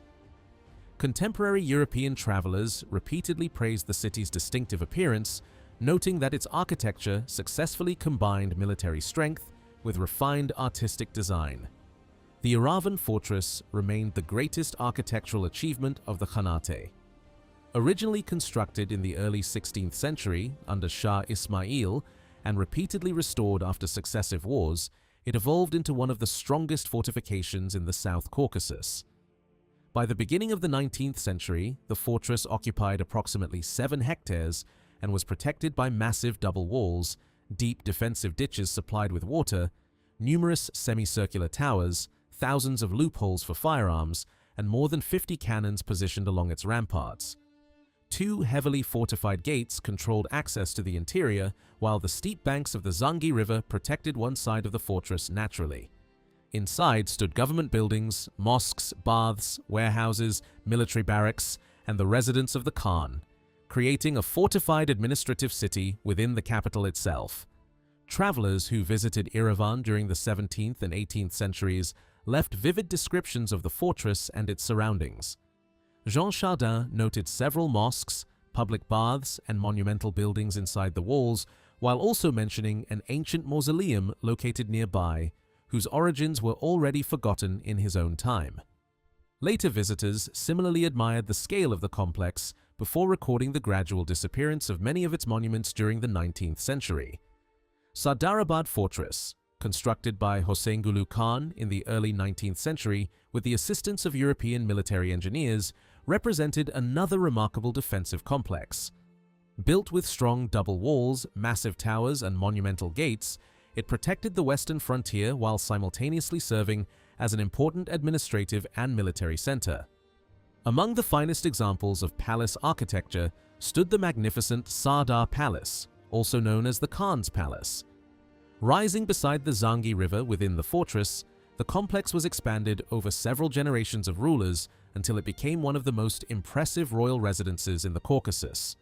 The palace combined official reception halls, residential apartments, gardens, baths, a mosque, and the celebrated mirror hall into a single harmonious architectural composition. Large balconies overlooked the river, marble pools decorated the courtyards, and elegant corridors connected the palace to the adjoining harem. Visitors repeatedly praised the residence for its beauty, describing it as one of the finest examples of Oriental palace architecture they had encountered. The palace's interior decoration proved equally remarkable. Rich mirror mosaics reflected light across the great reception hall, while colorful stained glass, carved arabesques, floral ornamentation, and painted ceilings covered almost every surface. Monumental wall paintings portrayed historical rulers, legendary heroes, hunting scenes, royal ceremonies, flowers, birds, and geometric designs inspired by Persian and Azerbaijani artistic traditions. European travelers often wrote that the artistic decoration of the palace impressed them even more than its architecture, regarding its painted halls as masterpieces of Eastern decorative art. During the mid-19th century, parts of the palace underwent restoration under the celebrated Azerbaijani painter Mirza Gadim Iravani. Rather than merely repairing damaged works, he produced entirely new monumental compositions while preserving the original artistic spirit of the palace. His portraits, decorative panels, and large-scale oil paintings introduced new techniques into Azerbaijani monumental art and are today regarded as milestones in the development of realistic painting in the region. His surviving works remain preserved in museums in Azerbaijan, Georgia, and St. Petersburg, providing a lasting connection to the artistic traditions of the Erivan Khanate. Religious architecture occupied a similarly important place within the city's landscape. Several grand mosques, originally constructed during the Safavid period and later restored by successive rulers, dominated the skyline with their spacious courtyards, elegant minarets, domes, and madrasas. Contemporary scholars also recorded inscriptions dating from the reigns of Shah Abbas, Shah Khudabanda, and Shah Suleiman, demonstrating that these buildings remained active religious and educational centers for centuries. Together with the fortresses, palaces, mausoleums, caravanserais, baths, and richly decorated public buildings, these monuments reflected the architectural and artistic sophistication that characterized the Erivan Khanate during its final centuries as an independent frontier state.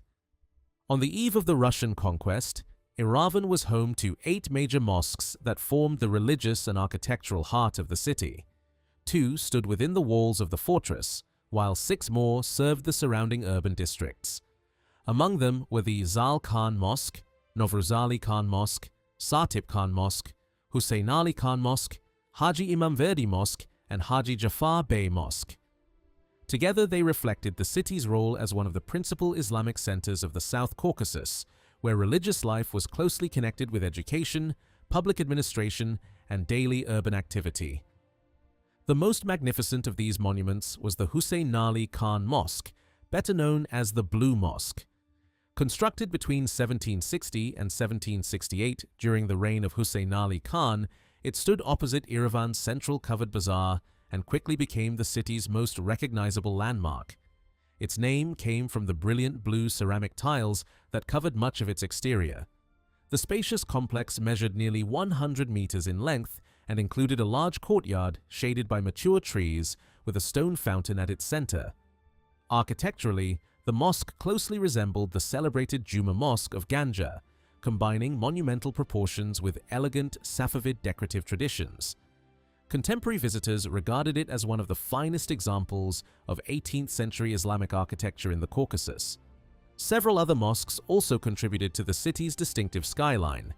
The Zal Khan Mosque and the Novruzali Khan Mosque were smaller but shared similar architectural designs, while the Satip Khan, Haji Imam Verdi, and Haji Jafar Bey mosques dated largely from the 17th and 18th centuries. During the Ottoman occupation, the Rajab Pasha Mosque was added in 1725, and in the early 19th century, Hosseingulu Khan sponsored the construction of the Abbas Mirza Mosque. Additional neighborhood mosques, including those at Tapabashi, Kolpubulag, and other quarters, continued serving local communities well into the 19th century, illustrating the dense religious landscape that characterized Erivan before the Russian conquest. Public baths represented another important element of urban architecture. 8 major bathhouses operated throughout the capital, each constructed according to the classical traditions of Eastern architecture. Their domed halls, carefully engineered ventilation systems, limestone and brick construction, and richly decorated interiors made them important social as well as hygienic institutions. Distributed across different neighborhoods, these baths served merchants, craftsmen, travelers, and local residents, while contributing to the city's lively commercial and social atmosphere. The decorative arts flourished alongside architecture. Skilled craftsmen produced intricate stone and wood carvings, metalwork, ceramics, woven textiles, and ornamental embroidery that reflected centuries of artistic tradition. Carpet weaving occupied a particularly prestigious position. The Erivan Carpet School developed its own distinctive style while remaining closely connected to the famous weaving traditions of Karabakh and Tabriz. Local artisans produced carpets, kilims, rugs, and chadars that became highly valued throughout the Caucasus and beyond, demonstrating both technical mastery and sophisticated artistic design. The city also supported thriving artistic workshops devoted to textile printing and embroidery. A separate neighborhood specialized in producing richly colored printed fabrics using natural vegetable dyes, while master embroiderers created ceremonial textiles decorated with elaborate silk stitching. Several surviving embroidered works from the Khanate period are preserved in museum collections today, providing rare examples of the refined craftsmanship practiced in Erivan during the late 18th and early 19th centuries.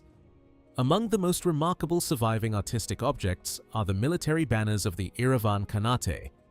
Several of these flags were captured during the Russian assault on Erivan Fortress in 1827 and later preserved in museum collections.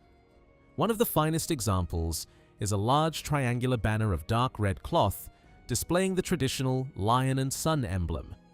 Richly embroidered with silk thread, Arabic inscriptions, colorful fringes, and decorative motifs, it illustrates the exceptional quality of ceremonial embroidery produced by local craftsmen during the final years of the Khanate. Religious devotion also shaped the cultural landscape of the Khanate. Numerous mausoleums, shrines, and burial places associated with respected scholars, Sufi saints, and religious leaders became important pilgrimage destinations. Pilgrims regularly visited sacred mountains, holy tombs, and revered shrines throughout the province, where charitable donations, prayers, and religious ceremonies formed part of local spiritual life. One of the best-known pilgrimage sites was the Hazrat Abbas Shrine in Erivan itself, a place of devotion that attracted visitors from across the surrounding region and remained one of the city's most respected religious landmarks. Together, these monuments, artistic traditions, and sacred places reflected the rich cultural life that characterized the Erivan Khanate during the final decades of its independent existence. The Erivan Khanate was home to numerous sacred places that attracted pilgrims from across the region. Among the most respected was the Aki Tavakul Mausoleum in the village of Alayaz, located in the Dar Alayaz district. Built in 1543, the shrine became an important destination for generations of visitors who came to pay their respects and seek blessings.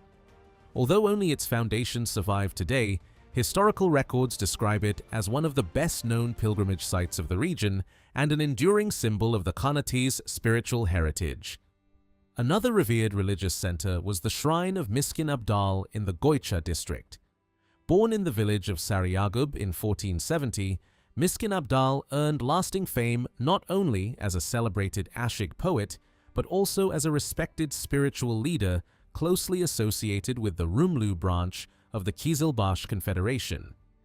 Tradition remembers him as a close companion of Shah Ismail, while popular belief credited him with wisdom, justice, and extraordinary spiritual authority. For centuries, his shrine welcomed a constant flow of pilgrims seeking healing, guidance, and divine blessing.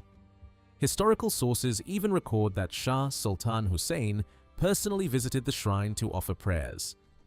Documents preserved at the site, including royal decrees and genealogical records connected with Miskin Abdal's family, further reflected the prestige the sanctuary enjoyed throughout the Safavid and Khanate periods. The literary life of the Erivan Khanate developed alongside its religious and educational traditions. Although many manuscripts have disappeared over time, surviving archival material demonstrates that Erivan supported a lively community of scholars, poets, translators, and calligraphers. Mosques and madrasas maintained libraries containing valuable handwritten works on theology, literature, philosophy, and history. Until the first half of the 20th century, the famous Blue Mosque still housed an extensive manuscript collection that attracted researchers interested in the intellectual heritage of the region. One of the most respected scholars connected with this tradition was Mirza Hussein Agha, an Orientalist educated in Baghdad and Najaf, who later supervised the library of the Blue Mosque. His collection contained numerous rare manuscripts and attracted visiting researchers from across the Caucasus. He also published scholarly articles in Persia and the Ottoman Empire, contributing to the wider intellectual world of the Middle East. Like many Azerbaijani intellectuals during the Soviet period, however, he eventually became a victim of political repression, and much of his personal library disappeared. Translation also occupied an important place in Erivan's literary culture. As early as the 17th century, local scholars were introducing the masterpieces of classical Persian literature to Azerbaijani readers. One of the earliest known examples is the Azerbaijani translation of Sadi Shirazi's Gulistan, completed in 1657 by Muhammad Hussein Erivani. This work illustrates the close literary connections linking Erivan with the broader cultural world of Persia and Azerbaijan, while demonstrating the high level of scholarship achieved within the Khanate. Many writers from Erivan published their works outside the city because printing presses were unavailable locally. Among the best-known literary figures was Fazil Erivani, whose poem The Rose and the Nightingale gained international recognition after appearing in several European languages during the 19th century. The work was translated into Armenian, Russian, French, and German, introducing readers across Europe to a literary tradition that had flourished in Erivan. Later research clarified the original authorship of the poem, restoring recognition to Fazil Erivani as its creator. Other scholars and poets continued enriching Azerbaijani literature through publications in Tabriz and other cultural centers. Works such as Musayib Nam by Molla Hussein Erivani and the bilingual collections of Mirza Agha Ali Hakimi. Erivani illustrate the multilingual literary environment that characterized the region during the 19th century.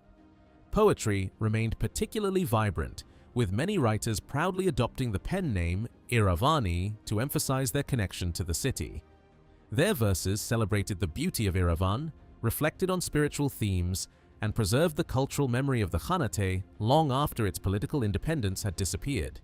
Together, these scholars, translators, and poets ensured that Erivan remained not only a political and commercial center, but also one of the leading literary capitals of the South Caucasus. The Erivan Khanate became one of the principal centers of the Azerbaijani Ashig tradition during the Middle Ages and the early modern period. Among its various schools, the Goycha Ashig school earned the greatest reputation for producing generations of celebrated poets, musicians, and storytellers. Its founder, Miskin Abdal, who lived between 1470 and 1535, was not only an accomplished Ashig, but also a respected spiritual figure. Invited to the court of Shah Ismail Khatai, he presided over literary and musical gatherings and composed garailis, goshmas, divans, and tajnis that later became classics of Turkic oral poetry. His work laid the foundations for a tradition that continued to flourish for centuries. The influence of Miskin Abdal continued through a remarkable chain of masters and apprentices. Among his distinguished successors was Ashig Alaverdi, widely known as Agha Ashig, whose performances earned him fame throughout the region. He later became the teacher of Ashig Ali, an outstanding composer and performer whose mastery of the Esaz inspired an entire generation of musicians. Ashig Ali, in turn, trained Ashig Alisgar, today regarded as one of the greatest representatives of Azerbaijani Ashig art.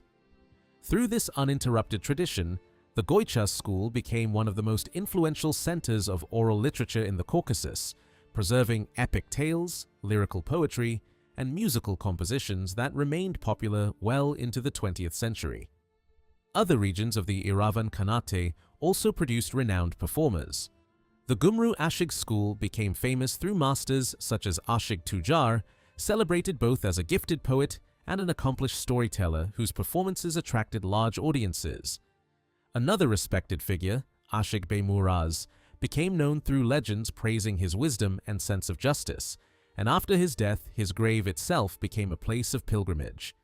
Shirakli Hassan, another prominent poet and musician, mastered several languages, including Arabic, Persian, and Georgian, before devoting his life to poetry and music.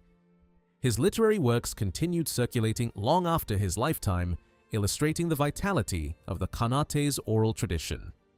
Azerbaijani Turkish served as the common language of everyday life throughout the Erivan Khanate. Administrative documents, commercial activity, literature, and oral traditions all relied upon it, while travelers and scholars consistently described it as the dominant language of the population.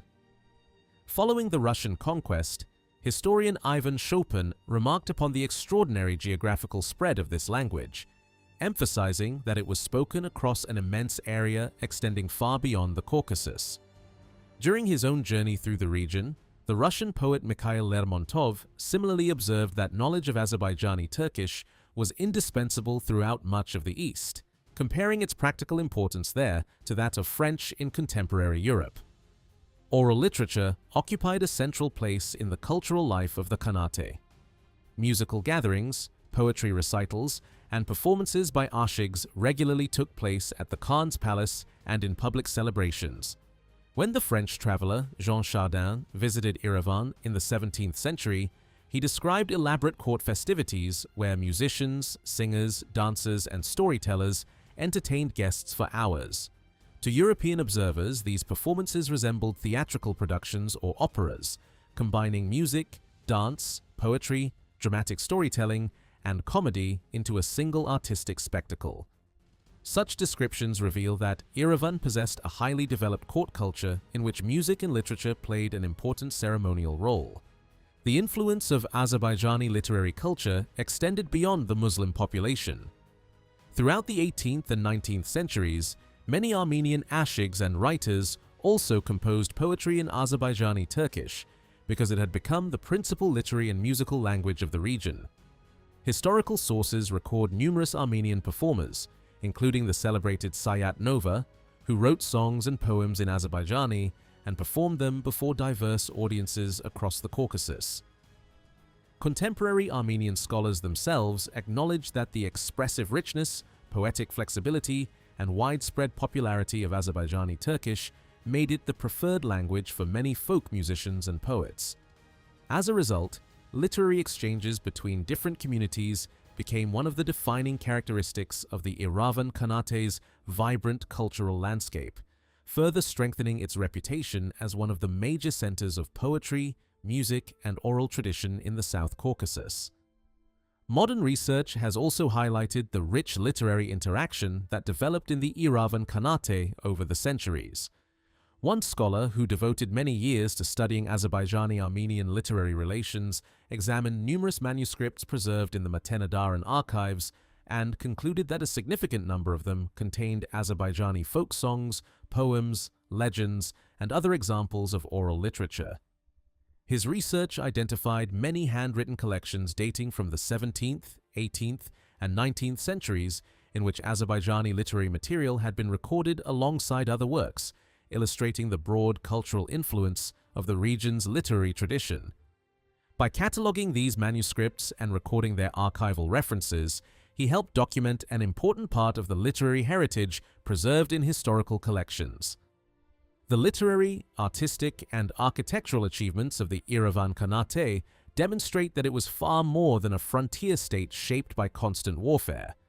Throughout its existence, it developed a vibrant intellectual environment supported by schools, madrasas, libraries, poets, musicians, architects, craftsmen, and scholars who contributed to the wider cultural life of the South Caucasus.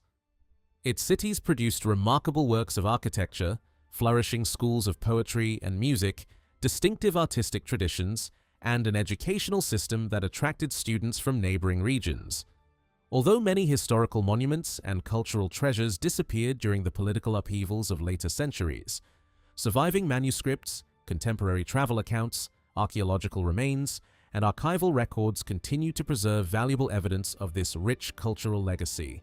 Together, these sources portray the Erivan Khanate as an important center of learning, literature, craftsmanship, and urban civilization whose historical heritage remains an essential subject for continued scholarly research and preservation. The final phase of the Erivan Khanate's foreign policy was dominated by its determined struggle to preserve independence against the expanding Russian Empire. As Russian influence spread rapidly across the South Caucasus at the beginning of the 19th century, Erivan emerged as one of the principal frontier states resisting imperial expansion.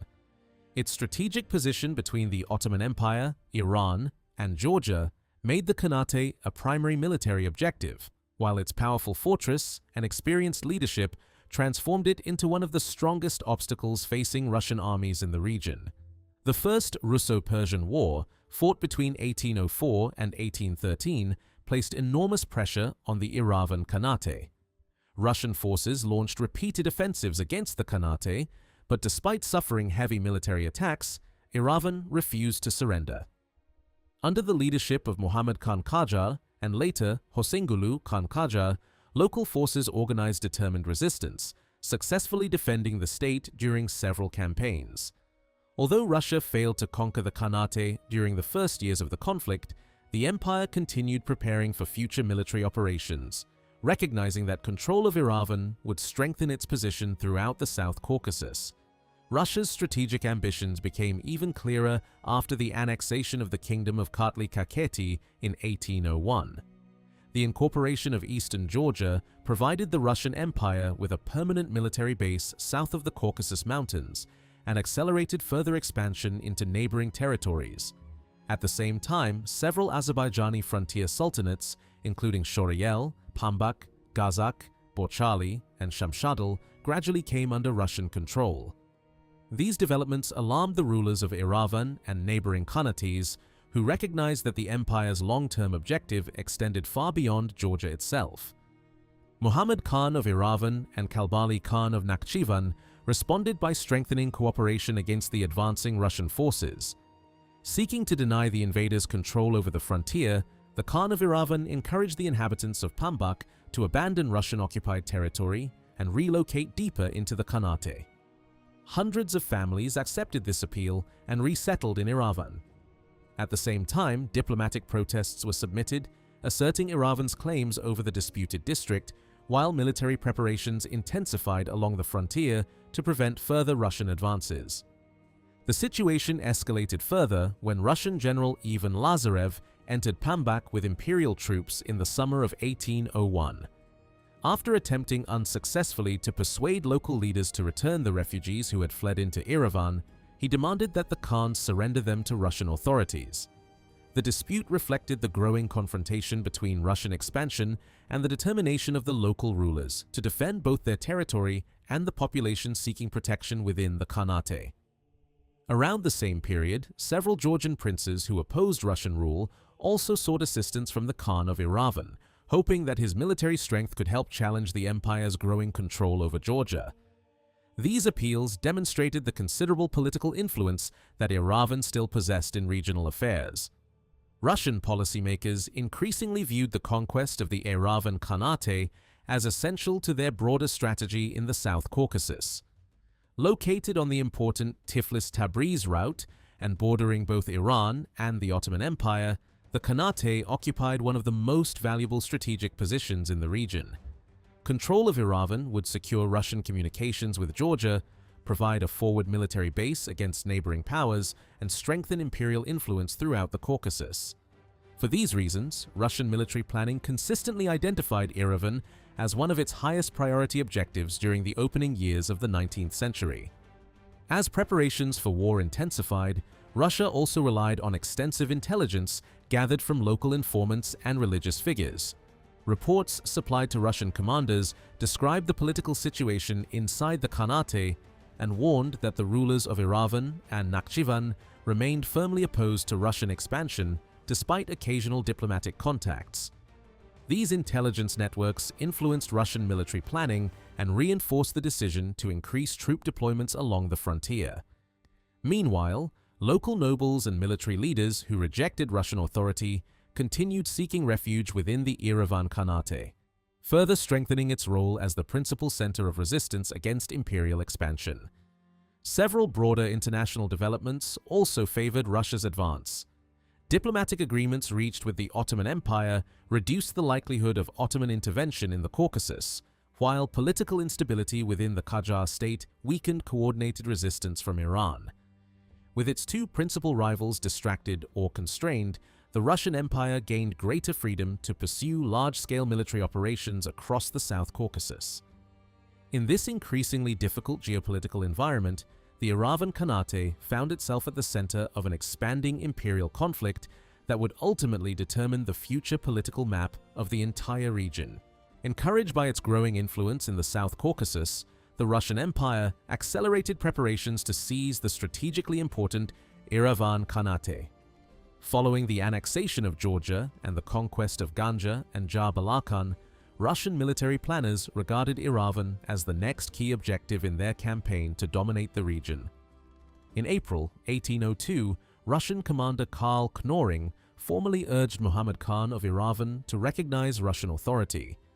Shortly afterward, Tsar Alexander I instructed his commanders to strengthen the imperial army in Georgia and continue diplomatic efforts aimed at bringing the Khanate under Russian control without immediate military confrontation. The cautious approach reflected Erivan's strategic importance. Rather than launching an immediate attack, Russian commanders attempted to persuade Muhammad Khan through negotiations and political pressure.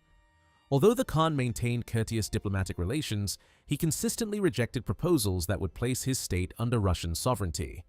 At the same time, he refused Russian attempts to influence the leadership of the Ekmiadzin Catholicosate, choosing instead to support the church leader whom he considered loyal to the Khanate rather than the candidate favored by St. Petersburg.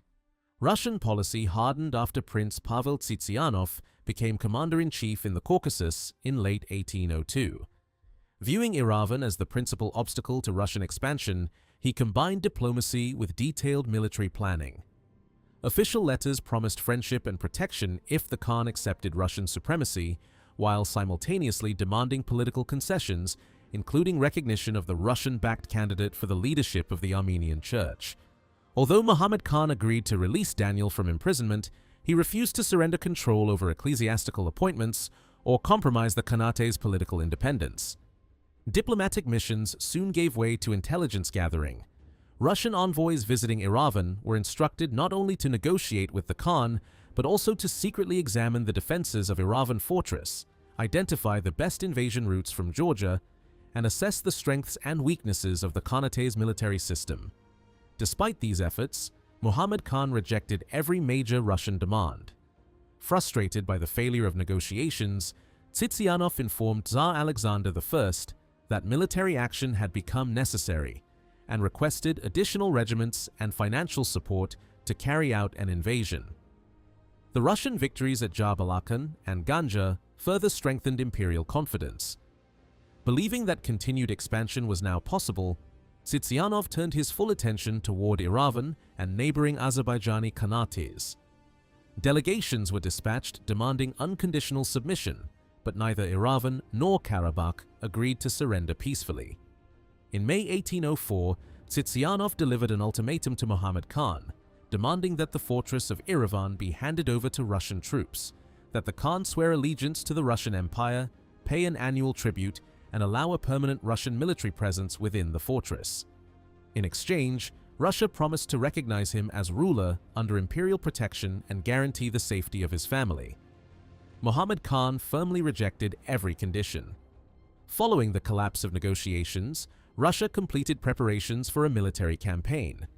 By the spring of 1804, troops selected for the assault had assembled in Tiflis, while Tsitsianov openly declared that capturing Erivan would secure Georgia, weaken both Iran and the Ottoman Empire, and provide Russia with a powerful strategic base in the South Caucasus.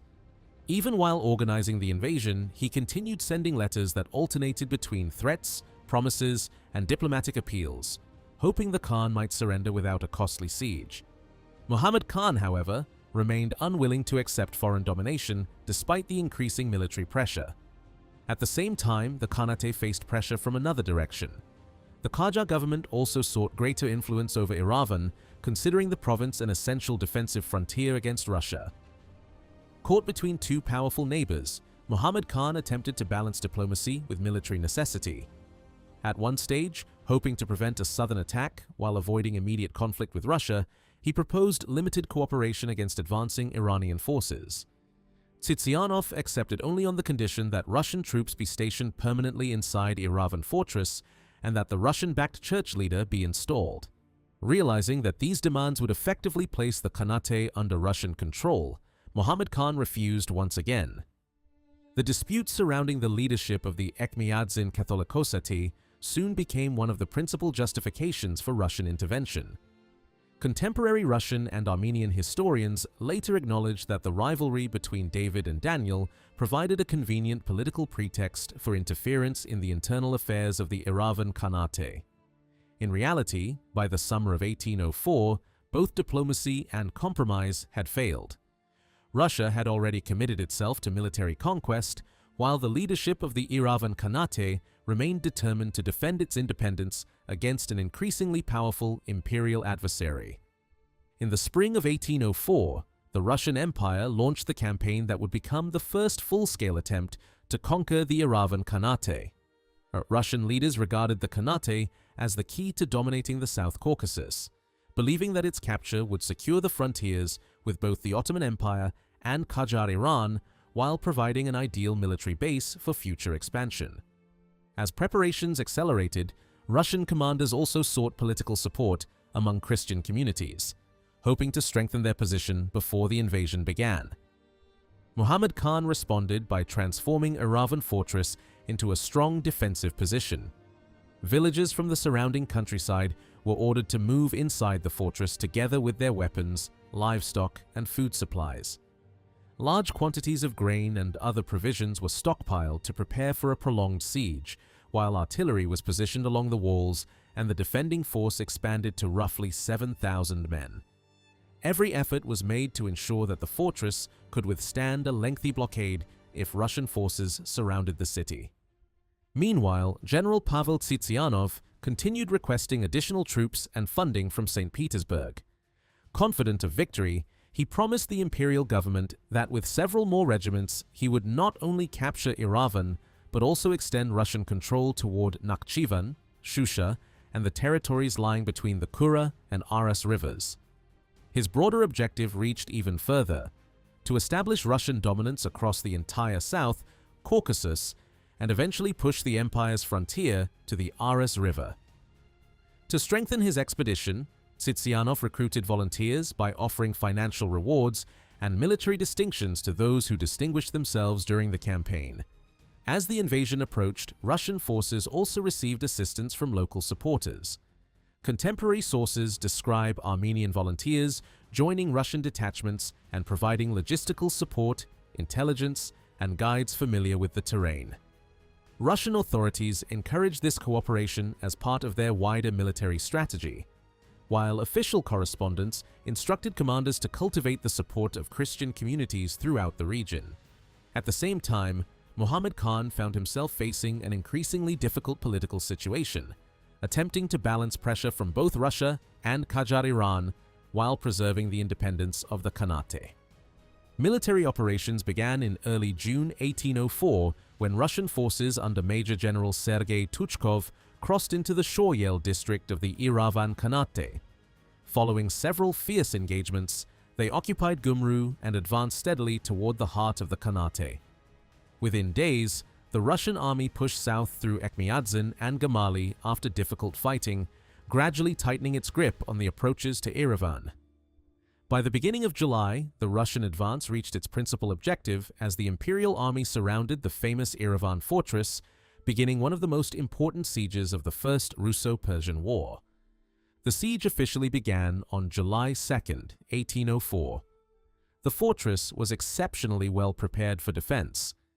Built on high ground overlooking the Zangi River, it possessed massive double walls on three sides, deep water-filled ditches separating the defensive lines, 17 towers, and dozens of artillery positions.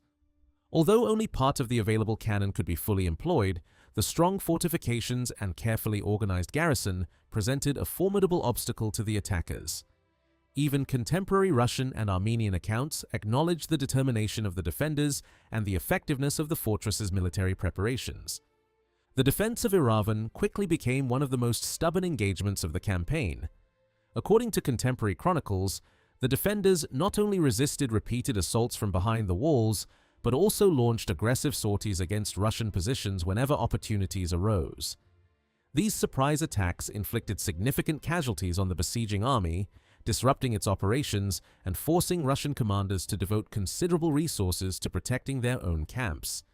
During one prolonged engagement following the arrival of reinforcements from Qajar, Iran, Russian forces suffered heavy losses after hours of continuous fighting around the fortress. Inside the city, Muhammad Khan maintained strict security measures throughout the siege. Guards were stationed at every important position, trusted commanders supervised the walls, and secret passwords were regularly changed to prevent infiltration or sabotage. These precautions helped preserve discipline while the garrison prepared for what would become a prolonged struggle against one of the largest military expeditions yet launched by the Russian Empire into the South Caucasus. The determined defense of Erivan in the summer of 1804 demonstrated both the military strength of the Khanate and the strategic importance that all sides attached to control of this critical frontier fortress. After the failure of the first siege, General Pavel Tsitsianov repeatedly attempted to persuade Muhammad Khan to surrender Erivan fortress through letters and negotiations, but every proposal was rejected. Confident in the fortress's defenses and aware that the approaching winter would weaken the besieging army, Muhammad Khan refused to compromise. Russian supply lines gradually collapsed as food convoys were intercepted, local inhabitants hid or destroyed grain stores, and repeated efforts to obtain provisions ended in failure. The situation became increasingly desperate for the Russian army. Reinforcement columns suffered heavy losses, supply detachments were ambushed, and communications with Tiflis were disrupted by local resistance and regional uprisings. Facing shortages of food, ammunition, and transport, Tsitsianov convened a council of war at the end of August 1804. The officers concluded that storming the fortress was impossible, and on 3rd September the Russians abandoned the siege and withdrew after suffering substantial casualties. Although the withdrawal represented a significant victory for the defenders, Russia did not abandon its objective. In 1805, it occupied the strategically important Shoryel district, while political changes inside the Khanate saw Mehdigulu Khan replace Muhammad Hussein Khan. Internal unrest soon followed, leading to further changes in leadership before Huseingulu Khan assumed power by the end of 1806 and began strengthening the state's defenses. International developments complicated Russia's position. The Ottoman Empire declared war on Russia in 1806, while France supported Qajar Iran with military advisors and engineers. French specialists helped modernize the defenses of Erivan fortress by reinforcing its fortifications, introducing European engineering methods, and improving its artillery and defensive works, making any future assault considerably more difficult. Despite these obstacles, Russia launched a second major campaign against Erivan in 1808. General Ivan Gudovich advanced with thousands of soldiers and artillery after months of preparation. Huseingulu Khan responded by further strengthening the fortress and personally leading field forces against the invaders before withdrawing to continue the defense. As Russian troops advanced toward Etchmiadzin and the approaches to Erivan, another major confrontation over control of the strategically important Khanate became inevitable. After occupying Etchmiadzin, Russian forces under General Ivan Gudovich advanced toward Erivan and established positions near the fortress in early October 1808. Following an initial engagement in which Huseingulu Khan was forced to withdraw, the Russians crossed the Zangi River and surrounded Erivan fortress. Gudovich immediately demanded the surrender of both the city's inhabitants and the fortress commander, Hasan Khan Qajar, promising protection if they submitted but threatening severe punishment should they resist. The defenders refused every proposal. While Huseingulu Khan attempted to break the siege from outside through repeated attacks on Russian positions, Hasan Khan organized the defense inside the fortress. Russian troops gradually occupied the surrounding heights and began bombarding the walls with artillery. Even after damaging parts of the fortifications and cutting off the fortress's main water supply, the defenders managed to restore access to water by diverting the Zangi River during the night under constant enemy fire. As the siege dragged on, Gudovich repeatedly renewed negotiations, hoping to avoid a costly assault. Hasan Khan consistently rejected every offer, declaring that the garrison would defend the fortress both inside its walls and in open battle if necessary. According to contemporary reports, the defenders openly stated that they would continue fighting until the last soldier had fallen. While these exchanges continued, Hüseyin Khan used the delay to strengthen the defenses further and wait for opportunities to challenge the besieging army. Unable to force a surrender, Gudovich finally ordered a full-scale assault on November 17, 1808. Several assault columns attacked simultaneously from different directions, while a reserve force remained behind. The defenders responded with heavy cannon fire as soon as the attack began, preventing Russian troops from gaining the walls. Assault ladders proved too short for the massive fortifications, and repeated attempts to storm the fortress ended in failure. After suffering heavy casualties, the attackers abandoned the assault and retreated from the walls. With supplies dwindling and morale collapsing, Gudovich recognized that continuing the siege was impossible. At the end of November, he ordered the withdrawal of the Russian army from Erivan, while Russian forces occupying Nakhchivan also retreated shortly afterward. Contemporary accounts describe the campaign as another unsuccessful attempt to capture the fortress, while even Russian military records acknowledge that the condition of the army made any further assault impossible. Heavy losses during both the siege and the retreat forced the Russian command to abandon the campaign entirely. The second failed siege confirmed Erivan Fortress as one of the strongest defensive positions in the South Caucasus. The successful resistance significantly enhanced the reputation of Hüseyin Khan and Hasan Khan, whose leadership prevented two successive Russian invasions from achieving their principal objective. The repeated failures also prompted changes in the Russian command, with Gudovich eventually being replaced after the unsuccessful campaign. Although military operations temporarily subsided, the broader conflict continued. Diplomatic negotiations between Russia and Qajar Iran produced no agreement over the future of Erivan, and Russian commanders resumed destructive raids across the surrounding countryside in an effort to weaken resistance. Villages were burned, civilians fled across the Aras River or into the mountains, and military expeditions sought to undermine the Khanate's ability to continue resisting. Even so, Russian forces remained unable to bring the Erivan Khanate under permanent control during this stage of the war. Despite repeated setbacks, Russia did not abandon its campaign against the Erivan Khanate. In March 1813, Colonel Pavel Pestel led another military expedition into the region, advancing with a large force supported by 6 artillery pieces. The offensive caused significant destruction across the countryside and inflicted heavy losses on the civilian population. Although the campaign demonstrated Russia's continued determination to bring the Khanate under imperial control, it once again failed to achieve its principal objective. Erivan remained outside Russian authority, and the resilience of its defenders continued to frustrate Russian military ambitions. Later that year, both sides sought to end nearly a decade of conflict through negotiations. Peace talks opened in September 1813 in the village of Gulistan in Karabakh, where representatives of Qajar Iran and the Russian Empire attempted to settle the territorial disputes that had fueled the First Russo-Persian War. The Iranian delegation was headed by Mirza Abul Hassan Shirazi, while Russia was represented by General Nikolai Ratishchov, Commander-in-Chief of Russian forces in the Caucasus. After weeks of negotiations, the two governments signed the Treaty of Gulistan on October 12, 1813, establishing a new political order in the South Caucasus. Under the treaty, Russia secured control over most Azerbaijani Khanates located north of the Aras River. However, the strategically important Khanates of Erivan and Nakhchivan remained outside Russian rule, making them the only major Azerbaijani states in the region to preserve their independence after the war. Their survival reflected years of determined military resistance, strong defensive fortifications, and the inability of successive Russian campaigns to overcome local opposition despite repeated invasions. Although the Treaty of Gulistan ended the first phase of the conflict, it did not resolve the struggle over Erivan. The Khanate remained a key frontier state between the Russian Empire and Qajar Iran, and its strategic position ensured that it would continue to occupy a central place in regional politics. The treaty therefore marked not the conclusion of the contest for Erivan, but only a temporary pause before a new and even more decisive confrontation emerged in the years that followed.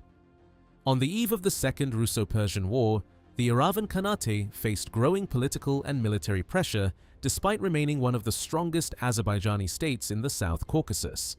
Although years of warfare had weakened the country, its economy continued to show remarkable resilience. Agriculture, textile production, and regional trade remained active, with cotton production and commercial exports generating substantial revenue. Thanks to the fact that Erivan had preserved its independence longer than most neighboring khanates, it retained a stronger economic base than many other parts of Azerbaijan already absorbed by the Russian Empire. Russian officials themselves acknowledged the determination of the local population to resist imperial rule. In an official report written during the First Russo-Persian War, the commander of Russian forces in the Caucasus admitted that repeated uprisings and continuous resistance demonstrated that the inhabitants of the region had little desire to accept Russian authority. These observations reflected the persistent opposition that Russian armies had encountered during successive campaigns against the Erivan Khanate. Despite this resistance, years of military conflict severely damaged the Khanate's economy. Repeated invasions devastated farmland, disrupted trade routes, and forced many villages to abandon their homes. To protect civilians from advancing armies, the Khan occasionally ordered entire communities to relocate together with their livestock and possessions to safer areas inside the country. These emergency measures helped preserve part of the population, but also placed increasing pressure on the state's financial and administrative resources. Even under these difficult conditions, Russian leaders continued viewing Erivan as the most important remaining obstacle to their complete domination of the South Caucasus. Official correspondence between Tsar Alexander I and General Alexei Yermolov reveals that Russian policymakers repeatedly explored diplomatic and military options for acquiring both the Erivan and Nakhchivan Khanates. When negotiations failed to produce results, preparations for another military confrontation steadily intensified. Hüseyin Khan also recognized that a new conflict was approaching. Expecting renewed Russian offensives, he strengthened frontier defenses and concentrated troops along the borders. Cavalry units guarded the approaches around Lake Goycha, additional detachments protected key crossing points, and larger formations under the direct command of Hüseyin Khan and his brother Hasan Khan occupied strategic positions capable of responding quickly to any invasion. These deployments reflected a carefully organized defensive strategy designed to delay Russian advances before they could reach the heart of the Khanate. As military preparations accelerated on both sides, tensions rapidly escalated. Russian military engineers surveyed disputed frontier districts, while reconnaissance missions examined possible invasion routes. Local commanders rejected Russian territorial claims, and negotiations collapsed as both governments increased troop concentrations along the frontier. By the spring of 1826, the Russian command had decided to launch a new offensive, bringing years of uneasy peace to an end and opening the Second Russo-Persian War, a conflict that would ultimately determine the future of the Erivan Khanate. By the eve of the Second Russo-Persian War, the Erivan Khanate found itself under growing political and military pressure. Although years of conflict had weakened the state, it remained economically active and strategically important. Trade continued to flourish, agricultural production generated considerable revenue, and the Khanate's ability to preserve its independence longer than most neighboring Azerbaijani states allowed it to maintain a stronger economy despite constant threats. The war began in July 1826 with a bold counteroffensive led by Hüseyin Khan and his brother Hasan Khan. Erivan's forces crossed into the disputed frontier districts, defeated Russian detachments, and rapidly recaptured Shirak, Shoryel, and Pambak. Russian military posts were destroyed, communication lines were disrupted, and enemy troops were forced into retreat.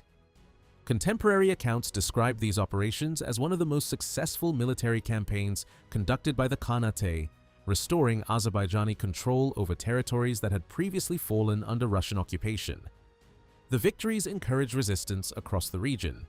News of the Russian defeats inspired unrest in neighboring districts, while Hüseyin Khan appealed to local leaders to join the struggle against imperial rule.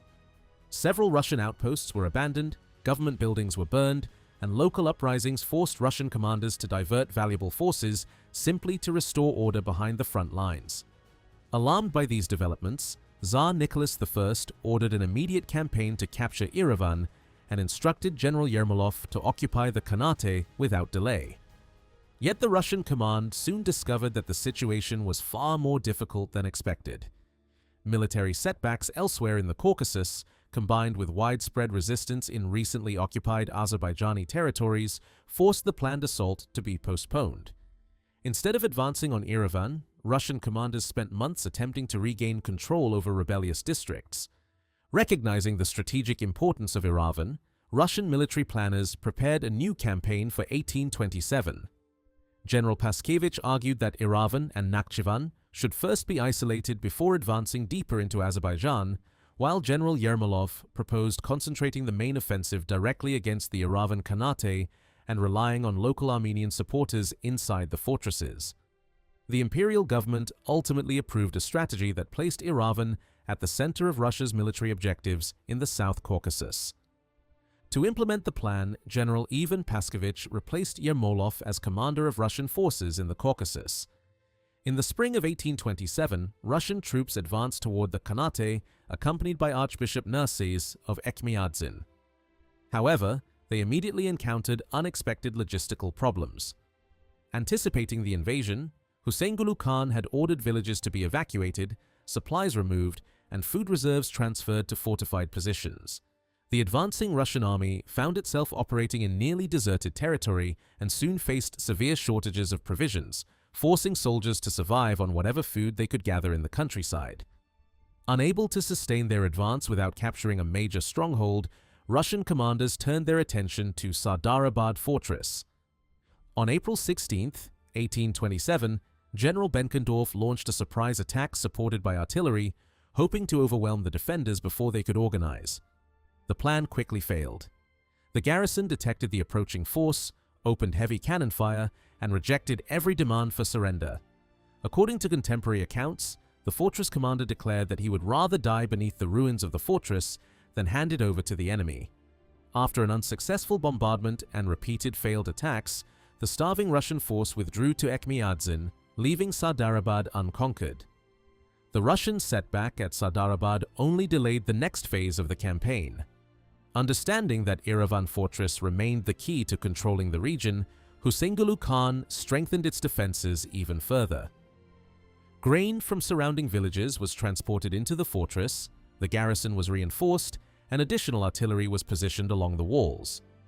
Learning from earlier experiences, the Khan also placed Etchmiadzin under military supervision, transferred valuable supplies from the monastery into the fortress, and kept the local Armenian population under close observation to reduce the risk of internal collaboration during the coming siege. Meanwhile, Hasan Khan assumed responsibility for defending both Sardarabad and Erivan fortresses, while Hüseyin Khan remained in the field with mobile cavalry forces, preparing to challenge the Russian army outside the walls whenever the opportunity arose. These preparations set the stage for the third and most decisive siege of Erivan fortress in 1827. After abandoning the previous siege, Russian commanders quickly resumed preparations for another offensive against the Erivan Khanate. General Benkendorf left a garrison at Etchmiadzin and advanced once more toward Erivan in late April 1827. Fierce fighting broke out around the fortress as Russian troops gradually occupied the surrounding high ground and completed the encirclement of the city. Although the attackers succeeded in capturing several strategic positions outside the walls, the fortress itself continued to resist with determination. Hoping to avoid another costly assault, Benkendorf attempted to negotiate with Hüseyin Khan. He first tried to persuade the Khan with promises of wealth and political authority, offering to preserve both his position and his property if he surrendered peacefully. Hüseyin Khan rejected every proposal without hesitation. Instead, he ordered repeated cavalry attacks against Russian positions, seeking to break the encirclement and reinforce the fortress. Although these attempts failed to pierce the Russian lines, they forced the besieging army to remain constantly alert and prevented it from settling into a stable siege. Hasan Khan simultaneously operated outside the fortress with thousands of cavalrymen, launching diversionary movements and threatening Russian supply lines. Russian commanders repeatedly attempted to bring him into decisive battle, but he avoided unnecessary losses while maintaining pressure on the enemy. His mobile operations prevented the Russians from concentrating entirely on the fortress and forced them to disperse valuable troops across the surrounding countryside. As the siege dragged on, General Ivan Paskovich personally assumed command of the campaign. Before launching a full assault, he carefully studied the defenses of both Sardarabad and Erivan. Russian intelligence reported that the fortresses possessed large food reserves, strong garrisons, and powerful artillery. Paskovich himself acknowledged that Erivan was protected by double defensive walls, deep ditches, numerous cannon positions, and highly motivated defenders.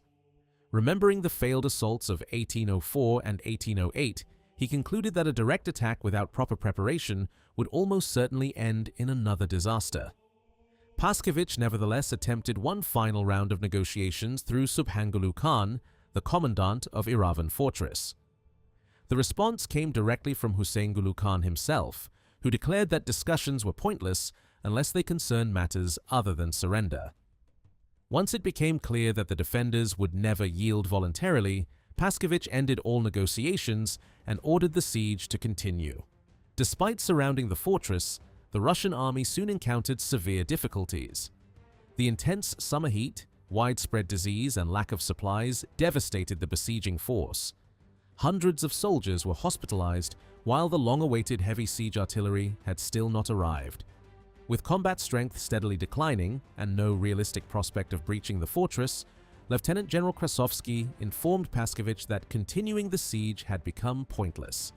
Permission was finally granted to withdraw, and during the night of 22nd to 23rd June 1827, the Russian army secretly abandoned the encirclement.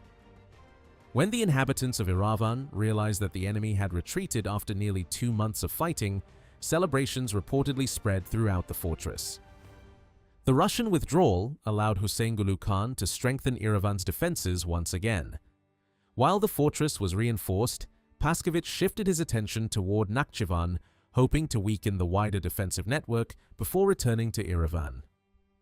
Russian forces captured Nakhchivan and later Abbasabad after hard fighting, but the defenders of Erivan continued to resist. During the same period, Huseingulu Khan launched attacks against Russian positions around Ekmiadzin in an effort to distract enemy forces from the southern front, while Abbas Mirza attempted to relieve Russian pressure through major field operations. Although these efforts ultimately failed to reverse Russian gains elsewhere, they prevented the Russians from concentrating all of their strength against Erivan. By September 1827, after securing Sardarabad following a heavy artillery siege, Paskovich prepared for his final assault on Erivan fortress. The Russians carefully inspected the fortifications and confirmed that the fortress remained one of the strongest defensive positions in the region, protected by double walls, deep moats, dozens of cannon, and enough supplies to withstand a prolonged siege. Recognizing that cavalry operations outside the walls could no longer save the city once it was completely surrounded, Huseingulu Khan withdrew with his mounted forces toward the Ottoman frontier, leaving the defense of the fortress to his brother Hasan Khan. The fourth and decisive siege began on September 24, 1827. Russian artillery bombarded the fortress day and night, gradually collapsing defensive towers and filling sections of the moat to prepare for an assault. Hasan Khan refused every demand to surrender, repairing damaged defenses whenever possible, and directing continuous return fire against the besiegers. However, the defenders now faced overwhelming artillery superiority, and the civilian population trapped inside the fortress suffered greatly as fires spread through the city under relentless bombardment. According to contemporary accounts, intelligence supplied by Armenian informants inside and outside the fortress further strengthened the Russian assault by revealing defensive positions, troop deployments, and artillery locations. Even under these desperate conditions, the Azerbaijani defenders continued resisting until the final stages of the siege, refusing to abandon the fortress despite the increasingly hopeless military situation. By the end of September 1827, the Russian siege tightened dramatically. Heavy artillery was moved closer to the walls, and continuous bombardment battered the fortress from every direction. Although Hassan Khan ordered another determined counterattack during the night of September 30th to October 1st, the defenders could no longer halt the advance of the besieging army.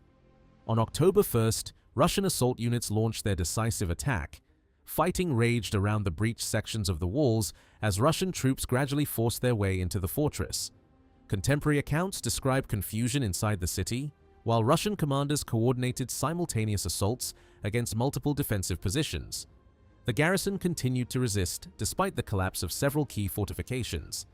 Hassan Khan refused to surrender even after Russian soldiers entered the fortress. Gathering several hundred loyal defenders inside a mosque, he continued fighting until organized resistance became impossible. By the evening, the Russians had secured control of the fortress, capturing Hassan Khan, Subhangulu Khan, several senior commanders, numerous artillery pieces, and large quantities of military supplies. The victory was celebrated throughout the Russian Empire. News of Erivan's capture reached Emperor Nicholas I, who marked the event with official ceremonies in St. Petersburg. General Ivan Paskovich received major honors and the title Erivansky in recognition of the conquest, while commemorative medals were issued for officers and soldiers who had participated in the campaign. Russian authorities also established a provisional administration in the newly occupied territory. The fall of Erivan Fortress marked the final collapse of organized resistance in the Erivan Khanate. Several months later, the Treaty of Turkmenchay, signed on February 10, 1828, formally transferred the Erivan and Nakhchivan Khanates to the Russian Empire. Shortly afterward, the imperial government reorganized the conquered territory into the Armenian province, fundamentally reshaping the political landscape of the South Caucasus and bringing the history of the Erivan Khanate to an end.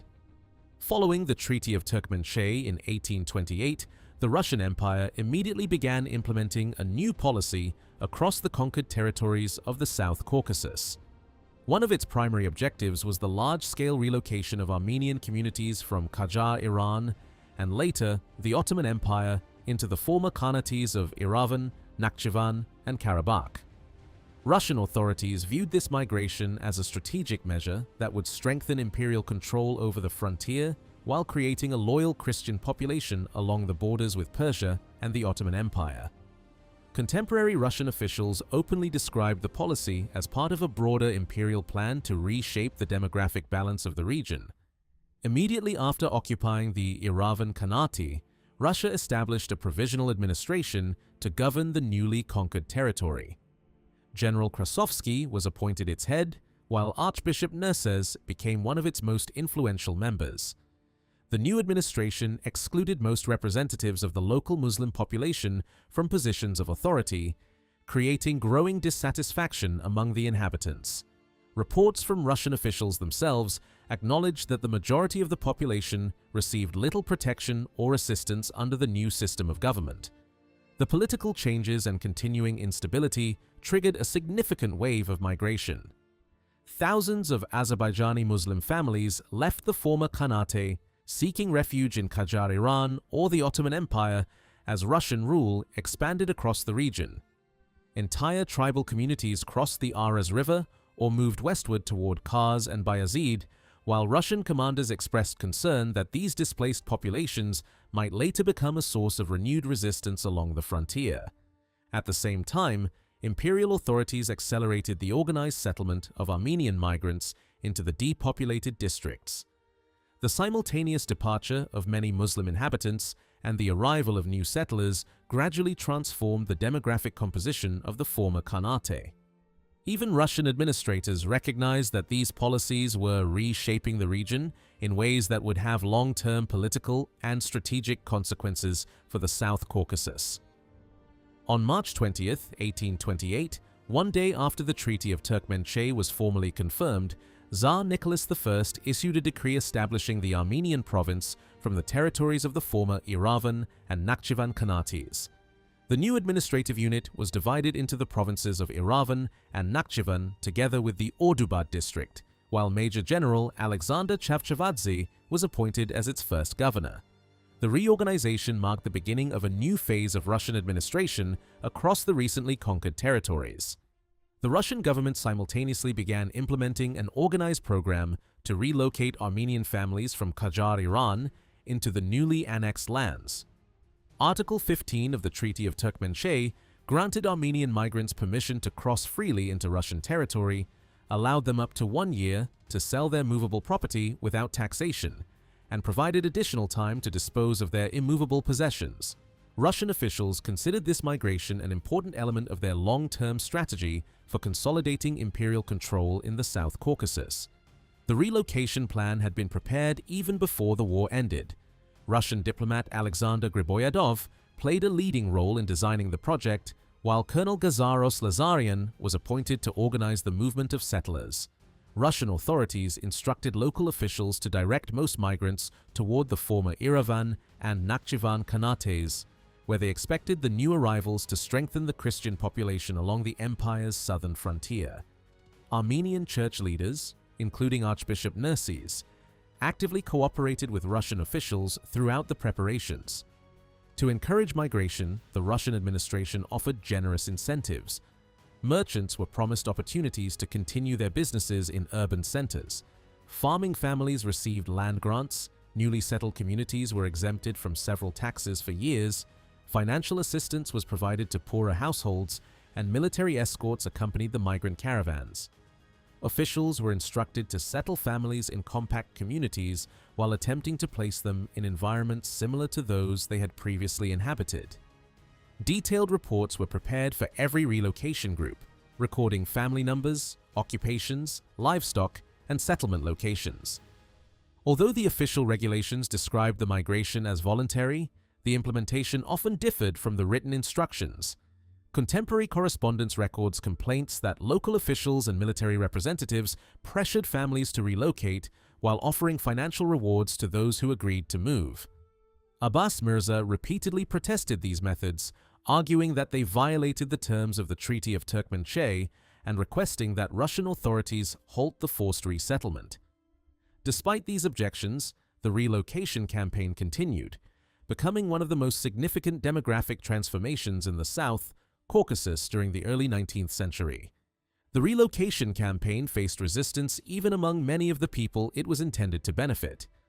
Russian reports reveal that numerous Armenian families were reluctant to abandon their homes in Iran despite promises of financial assistance and favorable settlement conditions. Some church leaders also opposed the forced nature of the migration, prompting Archbishop Nerses to request Russian intervention against clergy who attempted to discourage relocation. Russian military authorities subsequently supported the continuation of the resettlement program. To finance the operation, the Russian treasury allocated substantial funds to assist poorer migrant families. Special committees were organized to receive the arriving groups at the frontier, escort them to their destinations, and supervise their settlement. Colonel Gazaros Lazarian personally directed much of the operation, while other Russian and Armenian officers managed migration from Tabriz, Salmas, Koy, Maraga, Urmia, and neighboring districts. The relocation was carried out rapidly between late February and June 1828, with thousands of families crossing the Aras River into Russian-controlled territory. Russian officials encouraged migration by promising land, financial assistance, tax exemptions, and what Lazarian described as a new homeland under Russian protection. Circulars distributed among Armenian communities urged families to relocate before Russian troops withdrew from Iran, arguing that delays would make the journey more difficult. The campaign was presented as both a humanitarian opportunity and a strategic settlement program supported by the imperial government. According to official Russian records cited in the document, several thousand Armenian families were settled across the former Erivan, Nakhchivan, and Ordubad districts, while other contemporary accounts suggested even higher totals. Most newcomers were concentrated in strategically important districts and urban centers, where Russian authorities hoped to strengthen their administrative and military position. The settlement process, however, created significant tensions with the existing population. Contemporary reports describe newly arrived families being placed in villages already inhabited by local Muslims and in some cases occupying homes whose owners were away with their livestock in seasonal pastures. Russian officials acknowledged that these arrangements generated widespread complaints and eventually forced authorities to relocate some of the new settlers to different districts. The migration therefore became not only a demographic transformation, but also a major source of social and political friction throughout the region. By the end of the campaign, Russian authorities regarded the relocation as a strategic success. The military officers and church leaders who had organized and supported the migration were officially rewarded, while the newly settled communities became a central part of Russia's long-term policy for consolidating its control over the South Caucasus after the conquest of the Erivan Khanate. Following the Russian victory in the 1828 to 1829 Russo-Turkish War, the empire expanded into eastern Anatolia, capturing Kars, Akalkalak, Akalsike, Ardahan, Bayazid, Erzurum, and several other towns before the Treaty of Adrianople ended the conflict. The treaty allowed Armenians living in Ottoman territories to relocate to Russian-controlled lands within 18 months, and Russian authorities immediately began organizing another large-scale resettlement program. A special committee supervised the migration, while General Paskovich obtained imperial approval to transfer thousands of Armenian families into newly conquered territories. Armenian families from Kars, Erzurum, Bayazid, Ardahan, and surrounding districts were settled across the former Erivan Khanate, as well as parts of Georgia and other South Caucasian regions. Russian documents describe settlements being established in districts such as Pambak, Shuriel, Tallinn, Abaran, Darachichak, Goicha, and Surmali, with many newcomers occupying villages previously inhabited by local Muslim communities. Contemporary Russian records cited in the document estimate that tens of thousands of Armenians were relocated, with some sources placing the total at over 90,000 people. The settlement program significantly altered the region's demographic structure. Russian censuses recorded thousands of relocated Armenian families from both Iran and the Ottoman Empire settling in the newly created Armenian province. At the same time, many local Muslim inhabitants left their homes because of war, displacement, or new administrative policies. Russian authorities also restricted the return of departing Muslim families without official permission, further accelerating demographic changes in the region. The census conducted by Ivan Chopin documented both the pre-war population and the large number of newly relocated settlers. It recorded hundreds of villages across the former Erivan and Nakhchivan Khanates, including many that had been destroyed during the wars. The relocation policies continued after the initial campaigns, permanently reshaping the ethnic composition of the province according to Russian administrative records. Following the Russian conquest, the demographic structure of the former Erivan Khanate changed rapidly. Russian censuses recorded large numbers of Armenian settlers arriving from Iran and the Ottoman Empire, while many Muslim inhabitants left because of war and displacement. Armenian communities were established across numerous villages, including many previously inhabited by Muslims, and Russian officials acknowledged that settlement policies aimed to strengthen the Christian population in the region. Russian officials, including Alexander Griboyedov, observed that many newcomers were settled on lands belonging to Muslim landowners and peasants, creating tensions with the local population. Additional Armenian, Yazidi Kurdish, and Greek settlers arrived in later years, further reshaping the population. By the 1830s and 1840s, Russian administrative reforms replaced the former Khanate with new imperial provinces and districts, permanently integrating the territory into the Russian Empire while significantly altering its demographic and administrative landscape. Following the Russian conquest, the South Caucasus entered a period of profound political and demographic transformation. Russian authorities continued relocating Armenian settlers from Iran and the Ottoman Empire into the former Erivan, Nakhchivan, and Karabakh Khanates, while many Muslim inhabitants left the region because of war, displacement, or changing political conditions. According to 19th century Russian records cited in the source, the number of Armenian inhabitants in the newly established Armenian province increased rapidly during the first years of Russian administration, fundamentally altering the demographic balance of the territory. The imperial administration also reorganized the conquered lands through a series of administrative reforms. The Armenian province was later abolished and replaced by new Russian provincial divisions, including the Erivan Governorate.